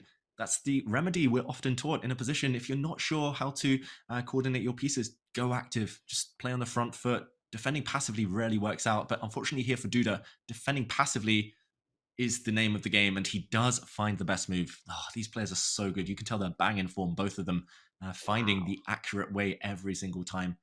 Tanya, who would you take in this position? I am so impressed with the way the evaluation bar seems to approve of the sacrifice. David, we were both not convinced by giving up that exchange for that pawn, but it seems like white still has the edge. And with the clock situation, it's looking like advantage Duda. If he can keep the pressure up, moves like h3, trying to kick out the queen come to mind. It's not easy, but I have a feeling that Duda knows what he's doing. How do you think he's evaluating his chances in this position? I think he's just calculating, knowing Armageddon, knowing the nature and the speed that's required. I don't think there's time to even start philosophizing about whether that was a mistake, whether he should have sacrificed. I think it's just pure calculation. Both the players actually mirroring each other on the camera there. He plays bishop to f4. I was actually expecting him to take this pawn, be a bit greedy, but he tries to coordinate instead. Very natural. I just realized that h3 was a big blunder because you just walk into rook takes pawn, so you don't have the option of actually creating a king left just yet. Yeah, you've got to be really, really careful. There is a pin on the g file, as you mentioned. So bishop f4. Not sure what I'm expecting from black. Either you drop back a piece, maybe the queen to defend this pawn. You can maybe play d5, but it does feel a bit loose. Yeah, I'm expecting him to go for your plan at some point though, Tanya. King h1 and then h3, just to give the white king a bit of breathing space. But yeah, the clock time's still in Duda's favor. That might be the decisive role. This game is no guarantee that it's going to finish anytime soon. The longer he can keep it going, the longer he'll remain a favorite here. I've got to say, I'm picking Duda. I think that exchange sacrifice, fortune favors the brave. That was a gutsy decision. In a must-win position, just playing for compensation. It's not a clear attack that you have against the king. It's not like you have too many pieces to build the initiative. But Duda just had a feeling, this incredible feeling, like it will be enough picking up these 2 pawns, and he continues to play, continues to put pressure, realizing it's far more difficult for Alireza to hold this position, and it's also not the kind of position that Alireza likes to defend. Yeah, I don't think anyone would like to defend this position, but as you mentioned, least of all Alireza, who wants to be active. Note how the black pieces have been forced to beat at the retreat here. The black queen dropping back, the black rook dropping back, and dude, the blue arrow made an appearance. D5 was tough. Duda here, he can keep the game going. He can just put a pawn on G3, put a king on H2, and black will have no way in. White's pretty much dominated his half of the board, controlled every entry point, and the game will be guaranteed to go on at least another 50 moves. So with the clock in mind, I think I would elect G3. He might be looking at some other checks though. Queen G3 check, Queen G4 check. Duda's much more actively inclined than most of us. So, okay, that was him, I believe, not me. Queen G4 check has been played, just as I mentioned it. And he might be aiming to go in and behind Tanya. Really ambitious stuff here from Duda. And that's absolutely key, right? Just keep the game going. Bring your opponent down to seconds. There is no increment. And right now it is 3 minutes for Alireza. He needs only a draw, but there is no clear path to safety to trades in this position. And David, I think even if the queens were to get traded at any point, the 2 extra pawns gives white enough chances to continue the game. Queen C8 check is always in the air. Right now he just defends that bishop on F4. Look at the way there are no lines for entry for black's major pieces. The queen and the rook struggling to get inside Duda's camp. Yeah, this last move for everyone at home, really instructive. Pawn to G3, as you say, locking down all the files. A rook is only better than a bishop if it can actually use the open lines, and Duda just locking things there. Firouzja shaking his head meanwhile. Look at the clock, he's still over 2 minutes down. I think the gamble, the Armageddon bid, hasn't paid off here. Maybe after rook takes f6, that sacrifice we were so shocked by, he needed a bit more time to find his bearings. Pawn to b6, and I mean, it might be time to start pushing these pawns. King to g2, very safe instead, Tanya. This is so impressive from Duda. Just so impressive. Rook takes bishop. I'm still thinking about that sacrifice. So easy to miss. Just incredible feel there for the position by Duda. You can push that H pawn to H4, and look at how beautifully every piece will be guarded. Every pawn will be guarded. How is black creating threats? You can go in with a check on C8. But after you give that check, the only thing you need to watch out for is the pin along the G file. Don't leave your pieces hanging. Yep, don't leave your pieces hanging. There is the possibility of giving a check, maybe another check if the king moves, and then taking this pawn. You mentioned endgames favoring white. I think you might be able to head into an endgame, and he actually tries to get the queens off in this manner. If the queens disappear, then white will be left with 3 connected pass pawns on the king side. That would be over immediately. Has Duda found the key to the position here, Tanya? Oof, looks like he's getting closer. Look at the understanding. David, it's at another level. You would want to trade queens by picking up an extra pawn, but he realizes he wants to get those 3 connected passes, and that's more important than picking up one of the double D pawns that Alireza has. Rook F7, exchange denied there. Queen to D5, now threatening in with bishop takes D6 coming in with a check. Incredible play by Jan Krzysztof Duda. This is a masterpiece, David, by him. Positional masterpiece, strategically just dominating his opponent. We saw Firouzja lean back in his chair, exhale. I don't think I've seen Firouzja this dejected and frustrated in rapid chess and blitz chess, maybe ever. He normally feels confident that he'll find some counter chances or some tricks, but here black is literally so passive. Rook to d7, slowly but surely the white pawns inch forward, and yeah, Tanya, I think you called it masterclass so far from Duda. He just needs to put the finishing touches on, but he also has nearly 3 extra minutes now. Firouzja, with 1 minute left on the clock, no increment. I don't think you survive this. Probably don't survive with 1 hour on your clock. That's how bad it is for black right now. White can do anything. Stunning stuff by Duda, starting with that move, rook takes bishop. And I saw the feature chat there, full confidence. We can see it on our camera as well. H5 on the board. That pawn is going to go to that H6 square as well. And look at the coordination between all of white's pieces, tying down Alireza's queen and the rook to defend the D6 pawn. I don't believe he's going to trade anymore. Queen G5 comes in with a check. Do you go H6 as well? Put that pawn on H6. Yeah, it's so tempting. I mean, there's many viable strategies here. Maybe he'll even just grab another pawn, grab a third pawn. There we go. Bishop takes d6. And wow, Whoa! checkmate. Queen h7. There was queen f8 at the end. Firouzja blunders, but it was over anyway. Duda takes the win. Incredible, Tanya. Alireza Firouzja walks into a mate of one, but it wasn't about the final position. What an Armageddon played by the Polish Grandmaster Jan Krzysztof Duda after the setback in Game 4 comes with a power-packed performance, takes it away. Rook takes bishop, a sacrifice for the ages, playing just for the momentum, and Alireza Firouzja could not keep it under control. It will be Jan Krzysztof Duda who advances to the winners semi-finals. What a day of chess this has been, David. And look at our scoreline, and what an Armageddon we were treated to. What an Armageddon. It's been breathless action, almost unstoppable, or just no time to take a pause there. And I just wanted to recap the last stages, or the key stages of that wonderful Armageddon. We talked about the masterclass from Duda, and it all started here in this position. Most mere mortals would say white has a small advantage. White can just take a slow approach here, small edge, pawn to b3, for example. But instead, Duda, in his nature, sacrificing, always looking for the active choice, always playing on the front foot. Rook takes f6, not approved of by the computer, but in human terms, a real shock, especially in Armageddon when the opponent has no time. After pawn takes f6, the idea was queen to h5, sliding across, attacking this pawn, keeping an eye on the black rook as well, meaning that the black queen is tied down. And actually here was potentially the decisive mistake already. Firouzja failing to recover. What he should have done was defend not this pawn, which is indefensible right now, but the other pawn that dropped in a moment, the pawn on f6, which is also undefended. Queen to e6, for example, might have held the balance. After queen takes pawn, it looks deadly, it looks scary, fatal almost for the black king, but there's no way to track it down. There's no way yet to coordinate the white bishop and the white queen with a checkmating attack. This would have held the balance. Instead, the mistake was rook to e5, neglecting the fact that the f6 pawn was under threat, and with a check, taking one pawn first and another capture now, we saw that white was in full control. Queen g4, the only move found by Firouzja, but how he closed the door here, Duda, was the most impressive.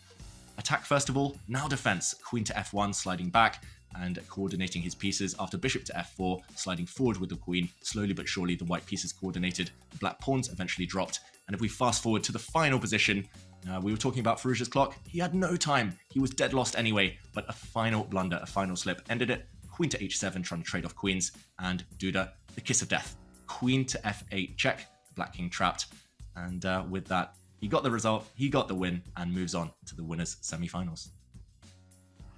Just incredible stuff. That move rook takes bishop. David, that sacrifice didn't only shock us, I'm sure it shocked Alireza as well, and there was no coming back from their incredible technique after that, and that sees Jan Krzysztof Duda advance through to the winner semi-finals. He will be playing against Vincent Keymer while Magnus Carlsen takes on Denis Lazovic. Jan Krzysztof Duda has been in scintillating form so far in the Chess.com Classic, taking down Dubov, taking down Levon, and now knocking down Alireza to the losers round one. But it's not over for these four players. They are on their last life. It will be Velimir Ivic taking on Jan Nepomniachtchi and Alireza Firouzja, Alexei Serrana. David, I'm getting nostalgic about the Chessable Masters. I'm getting recaps about it. It was Alireza and Jan who were knocked down in round one of the Chessable Masters as well. And then they found their way through all the way to the grand finals. So it's far from over, a lot to play for, and it's been so much excitement for all of us. And if you guys want to play some chess as well after being inspired by this play, we've got some big news for you, as Opera is the internet browser for chess enthusiasts. That's why you want to be bringing on your Chess.com games, your Chess.com integrations on both mobile and desktop. Opera guarantees that the chess community is only a tap away. It's free to download. Use the command chess browser in chat or visit go.chess.com/opera to take the Opera browser for a test ride. It's the first ever chess-themed browser in the world. So get your Opera browser, and what a day it's been, and it's not over. While we're away, definitely check out this very cool house tour from Magnus Carlsen. And we're gonna be back, and we're gonna be back with this guy on our screens. It's going to be an interview with the semi-finalist, Jan Christoph Duda. Leave your questions in chat. We'll see you after the break.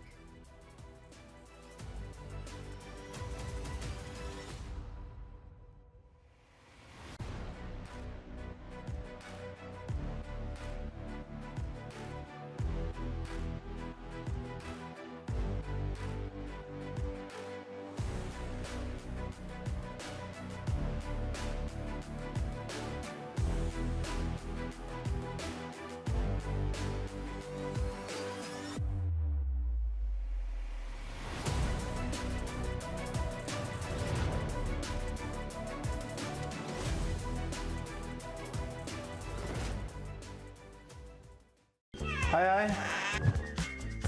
Welcome to my humble abode. Follow me. So we're here, we have the kitchen, clean as usual. What's in the frame? Yes, this is basically a gift from that I got for Christmas last year. It's simply cut out of the table when I was top of the Fantasy Premier League worldwide rankings in the good old days. What's it like this year? No, it's a little bit worse, but we'll get back, I'm sure. So if don't look at the TV, that shouldn't be there. It should be up on the wall. We haven't fixed that yet. It's not a $1,000 chess set. This board was bought at the local billiards shop because I realized at some point that I didn't actually have a chessboard. So I just needed to get one quickly, and it has. And so this is the board that I've been using for the last couple of years. Also, the clock isn't very good. Can you show us your fridge? Yes, sure. I am, of course, solely responsible for everything that's in here. It's a bit of everything. At the moment, it's been stripped a little bit. Like a couple of weeks ago, it was a lot fuller. And here there's a small freezer as well with some different goodies. What do you usually eat when you're playing long tournaments? You know, it's not that easy to eat a lot in between games, but sometimes I'll order something that I can eat quickly. Especially if I'm home alone, then I'll order something that I can eat quickly, like Thai or Chinese or something along that sort, and then I'll just use the 15 minutes in between games to eat as much as possible to get some energy. Nice. So do you enjoy cooking? No, but I enjoy helping with cooking. I can do the easy stuff like cutting the vegetables and then washing up afterwards. I'm pretty good at washing up, doing the dishes. That's something I'm good at. So that's what I'll do most of the time. So yeah, here's the bathroom where everything is clean. Blah blah blah. There was supposed to be somebody here. Actually, yesterday to set up everything, but once again here everything's a bit provisional. Nice view though. Yeah, it's a decent view. Not the best in this weather, obviously. But you got this roll up. Funnily, this book is still here in the window. It's one of Gary's books, not in his predecessors actually, but on himself. What happened was that when I was playing the St. Louis tournament online, the Fish Random one where Gary was playing, we had to have a secondary camera to show the rest of the room. And so I had my phone here filming. I needed it to be a bit higher, so my phone was standing here and just filming me while I was playing over here. And I thought it would be a bit of a funny prop to use the Gary book against Gary, but I don't think he was paying attention to that. Also, there's it can be a little bit dark in here, and the desk is a little bit too small. So there's some work to be done here, but I think. For the tour, the tournaments where I'll be playing from home, everything will be fine. But so far, it's a bit provisional.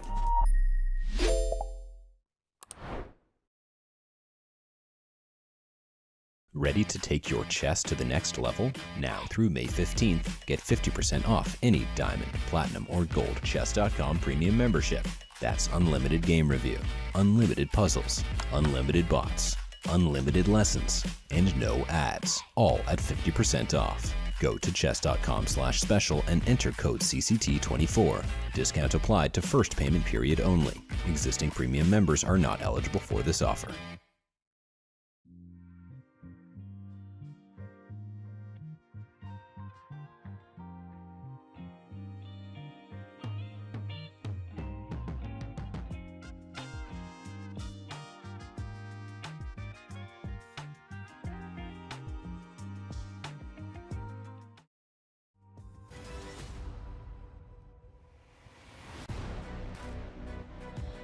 And we're back with the man of the moment with us.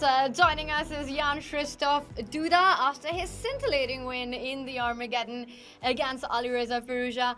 Duda, firstly, congratulations. It was a great match, a great fight. Did you enjoy it as much as we did? Thank you. Not really. I mean, I think I played actually much better than him today, and probably should have been three games, to be honest. Of course, like playing this badly with white in the fourth game was extremely annoying, and I'm extremely happy, that I managed to win this Armageddon and win the match. What did you do between game 4 and the Armageddon? Just having a few minutes. How did you reset yourself? Yeah, I tried not to get too negative, I mean, I was extremely annoyed, but on the other hand, I also kind of struggle with these situations. Must not lose with white. I mean, sounds so obvious that it gets tricky. Credit to Alireza, though, he played like very much improved, I think, this Dutch opening, and I mean, there was no easy way for me, to trade pieces, and I think objectively, but most importantly, practically, he had an upper hand in that game. But of course, there is like no reason to blunder in one move. I guess it's just tiredness, because in fact I'm combining both tournaments, Grand Chess Tour and Champions Chess Tour. So I think that's basically the reason. And also, I did a very, very stupid thing to look at the third game and learn that I could have won the bishop in one move. That didn't help either. So but happy with this Armageddon game again. It was amazing to watch. We love the Armageddon. We love the fight. We love your and Alireza's style of play as well. And I want to just touch upon the Armageddon for a moment, because first you had this really interesting opening approach with white, where you played bishop c4, queen f3. But it was really this exchange sacrifice that you went for, and it, I think, not only shocked everyone watching, David and myself, but also Alireza. What was going on in your mind at that point when you took the bishop? Well, actually, Levon Aroyan played yesterday's queen f3 against me. The idea is to get, the Vienna opening. I mean, I played knight a5 and d3, knight takes c4, d takes c4, to get this sort of structure when, I mean, there is a lot of play, yeah? Like, in no time, like, there will be many exchanges. So I don't think white is particularly better, but you can maneuver and pretend you are wise. Then of course he played something else, bishop e7, and I just played random moves. First of all, I think he played too passively at some point. Like, he could have played bishop before check, I guess, and then d5, which normally he would do, I guess, if it wasn't for Armageddon. And because after this d6, bishop e6 is probably not much, but white has slightly better position, like similar to some anti-marshal, like a3 knight c3 line. And I was kind of happy because I could play for a long time and still pretend to have a better bishop, better pawns and so on. Yeah, and this exchange sacrifice I actually liked the idea, because his rook is kind of passive. I mean, I'm blocking the F line, of course, and I mean, he doesn't have any play, I guess. So at least practically, it's like It's also like a cool thing to do, but that wasn't like the most important. Yeah, and after that, I mean, I could have won, like, I mean, positionally or flagging him, because I mean, it was like extremely unpleasant position for him, very passive. So, yeah, so I guess this queen f3 worked in the end. Yeah, you made it work. We thought the exchange sacrifice was super cool, and then your technique and your conversion also seemed flawless to us. And today, Duda, you played 8 hours of chess. It's been a full day of chess. How are you feeling right now? Are you feeling relieved? What's going on? And how exhausting has today been? Yeah, now I don't feel exhausted at all. No, right now I'm feeling very happy with myself that, as said, I managed to win this Armageddon. In general, I'm not healthy at all, so I kind of struggle both in Grand Chess Tour and in Champions Chess Tour. But in Champions Chess Tour, online somehow I crawlise, I guess. Maybe also because in Grand Chess Tour, it's in Warsaw, in Poland, so I want to be, like, I mean, I won this event once and got silver last year, so there are expectations. In Champions Chess Tour, there are no expectations at all, and maybe it's helping in a way, I guess. And yeah, because in Warsaw I struggle, but here, I mean, I play like kind of good, so I don't really understand, because it should be the other way around, I guess. Because I mean, these are the later games, so I should be more tired. But somehow psychologically, yeah, it's easier. So I'm also happy that in the first game my Wi-Fi didn't go south, because at some point I was disconnected. But I mean, everything is cool. It's also actually we didn't know that your Wi-Fi got disconnected, but we're back. We're glad that you managed to get back into the game. It's so interesting what you said, because all 3 players who are playing in the Grand Chess Tour have actually advanced to the winners semi-final. So it seems instead of being exhausted, it kind of puts them in the rhythm of the game more. Yeah, maybe. Like, it's difficult to say, yeah, because it's Magnus and Vincent. I mean, Magnus is winning, like most of the time, of course. But yeah, it's difficult. It's difficult to say, actually. I mean, in Warsaw, there is this 25. I mean, there was technically, because tomorrow the Blitz starts. There was this 25 plus 10 increment time control, which felt kind of long to me. I mean, this 10 plus 2 is like very enjoyable. So maybe that's also part of the reason why we, play better. That's really nice to hear that you're enjoying this format of 10 plus 2. And Duda, before we let you go, we've got some chat questions that we'd like you to answer. We know it's been a long day, but I'm going to bring those up. The first one's by Kai HQ, and he wants to know, what openings do you hate?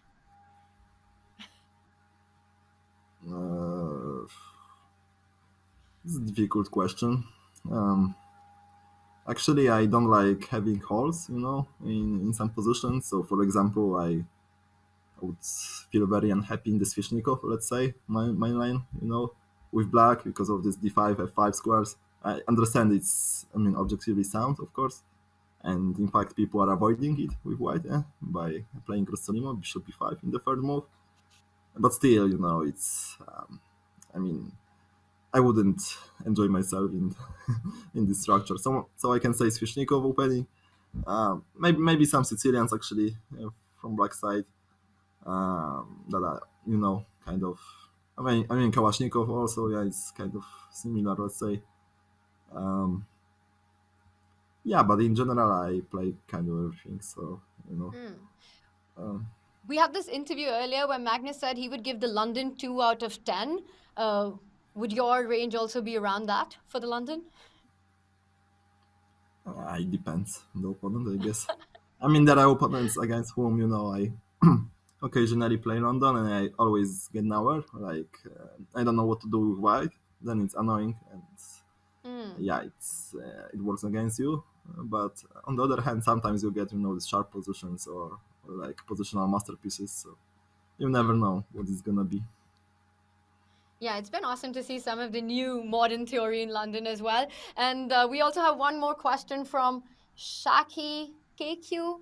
Sorry if I'm butchering the name, but he wants to know if you think that Chess 960, Fischer Random Chess, is more interesting than classical. Which one do you like more? Well, it's definitely more interesting. The thing with chess, short chess Fischer Random Chess, is that I haven't played in any official tournament, like over the board. I only played online, so I wish one day I would play OTB. But yeah, in general, I like playing chess 960. So yeah, because of course there is no theory, and everyone is so happy that you can be so creative, and yeah, it's just about the creativity, I guess. Yeah, I completely agree with you. Just fresh positions from the very first move. Fans love it, and we love to see you guys fight it out without all the opening theory. It's been a great day of chess, and just looking ahead, Duda, you play against Vincent tomorrow in the winners semi-finals. Tell us about that. What do you think about that match, and how do you think it's going to play out? Well, of course, no one knows what is going to happen. First of all, I have lost I don't know, maybe 5 games to Vincent, mostly because we at some point we had some let's say equal position, and then I would blow in one move because of some overambition. And it also happened in Warsaw, by the way, 2 days ago.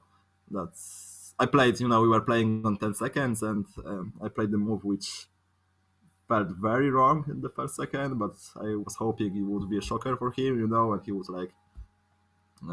go bananas after that. But I mean, I just spoiled my game with that, and somehow it's the pattern, it's against Vincent, so I guess I have to get rid of that and accept the draw.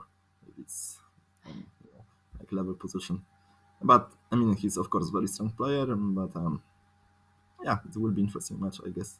Also, very different mentalities, like Polish and German, who couldn't find, bigger, bigger difference, I guess. David and I were actually talking about this, at how you and Alireza feel like you guys have a similar style of play. With you and Vincent, it feels like we're going to be treated to a clash of styles, maybe. So it's going to be interesting to watch. We're really excited about it. Duda, finally, this has been quite a start for you in the play-ins, taking down Daniel Dubov, Lavon Aronian, and then today starting with a win against Alireza. It's your first time in the Champions Chess Tour Division 1. Do you think you can take it all the way? I really don't think about it. I'm just, trying to play good chess and see what happens. I'm not even looking, for prizes, because it's there is no sense whatsoever in doing so. Yeah, just enjoying myself and being in Division 1, because it was very unexpected, to be honest. I think because for some reason I hadn't really played much before in this Champions Chess Tour with divisions format. I mean, on chess.com, and actually maybe it's my second tournament ever. So yeah, and before I lost to MPL and I got knocked out to Division 2. And then also I didn't quite follow. Didn't quite know the rules, So, so in the losers match, I didn't know there were 2 games, for instance. But in general, it's the system is too difficult. I can't really understand it. But yeah, of course, I'm enjoying playing big guys, and yeah, especially when you can play decent at times. We love having you here, and we really enjoy your brand of chess. Duda, congratulations once again on your win today, and all the best against Vincent tomorrow. Thank you. Thank you for joining us. Get some rest. Thank you. Jan That's, Krzysztof Duda, after a fantastic Armageddon and an entertaining match against Alireza, goes through in the winners semi-finals. We'll be playing against Vincent Keymer. The other big matchup, Magnus Carlsen against Denis Lazovic in the winners semi-finals. David, what a day of chess this has been. What has been the highlight for you? Wow, I mean, that Armageddon was one of the highlights in terms of just the high quality of chess. I'm impressed, I've got to say, Tanya, listening to that interview that you conducted there with Jan Krzysztof Duda, just, I mean, his enthusiasm for chess, his just boundless energy, playing the Grand Chess Tour, as he mentioned earlier, finding the energy to come here, fight it out over multiple games and Armageddon as well, and still with the same level of enthusiasm. I mean, also just all of those decisive games. Denis Lazovic played a fantastic match as well, and I can't wait to see how he fares tomorrow against Magnus Carlsen. And David, in a format where you have to be so sharp and one mistake could mean just game over, you have to be quick, you have to be precise. And then we've got these three players who've had a full day of chess in Grand Chess Tour, and they go on to advance to the winners semi-final. How insane is that? When fatigue, energy, we have these conversations. What is the stuff these guys are made of? It's crazy. This is modern chess. This is the new era. It was unthinkable just 10 years ago, maybe even less than that, that players would play 2 tournaments side to side and still be able to maintain this world-class level. But Magnus, Vincent, Jan Krzysztof, they're proving people wrong. They're showing that actually more is better. Getting practice, getting match fit, that's the key. So yeah, it's fantastic to see this dawn of the new age, Tanya. We got to get to the gym. That's the secret, David. I mean, this is insane stuff to see. And then we've got 4 players on their final life, including Alireza Firouzja, including Jan Nepomniachtchi. They'll be fighting in the losers bracket. What are you expecting from the big hitters tomorrow? Well, they're experienced. They've been there. They've done it before. Like you said earlier, Alireza Firouzja, he's risen through that losers bracket in the previous Champions Chess Tour event. Jan Nepomniachtchi, likewise, they're capable and they do have the second life. That's the beauty of this time format, of this tournament format even, that they're still given a second chance and we get treated to more of their games. So I can't complain. It's been an awesome day of chess. I'm so inspired. I'm going to go get my workout in, then get some chess games in on chess.com. What a day of chess it's been. The first day of division play has been thrilling, and we've got 5 days to go. Who will come out on top tomorrow? David Howell and I will be back on the call for winners semi-final and the losers bracket. It's been exceptional. We've had an amazing Armageddon as well. Thank you to all our viewers who stuck with us all the way through. See you tomorrow.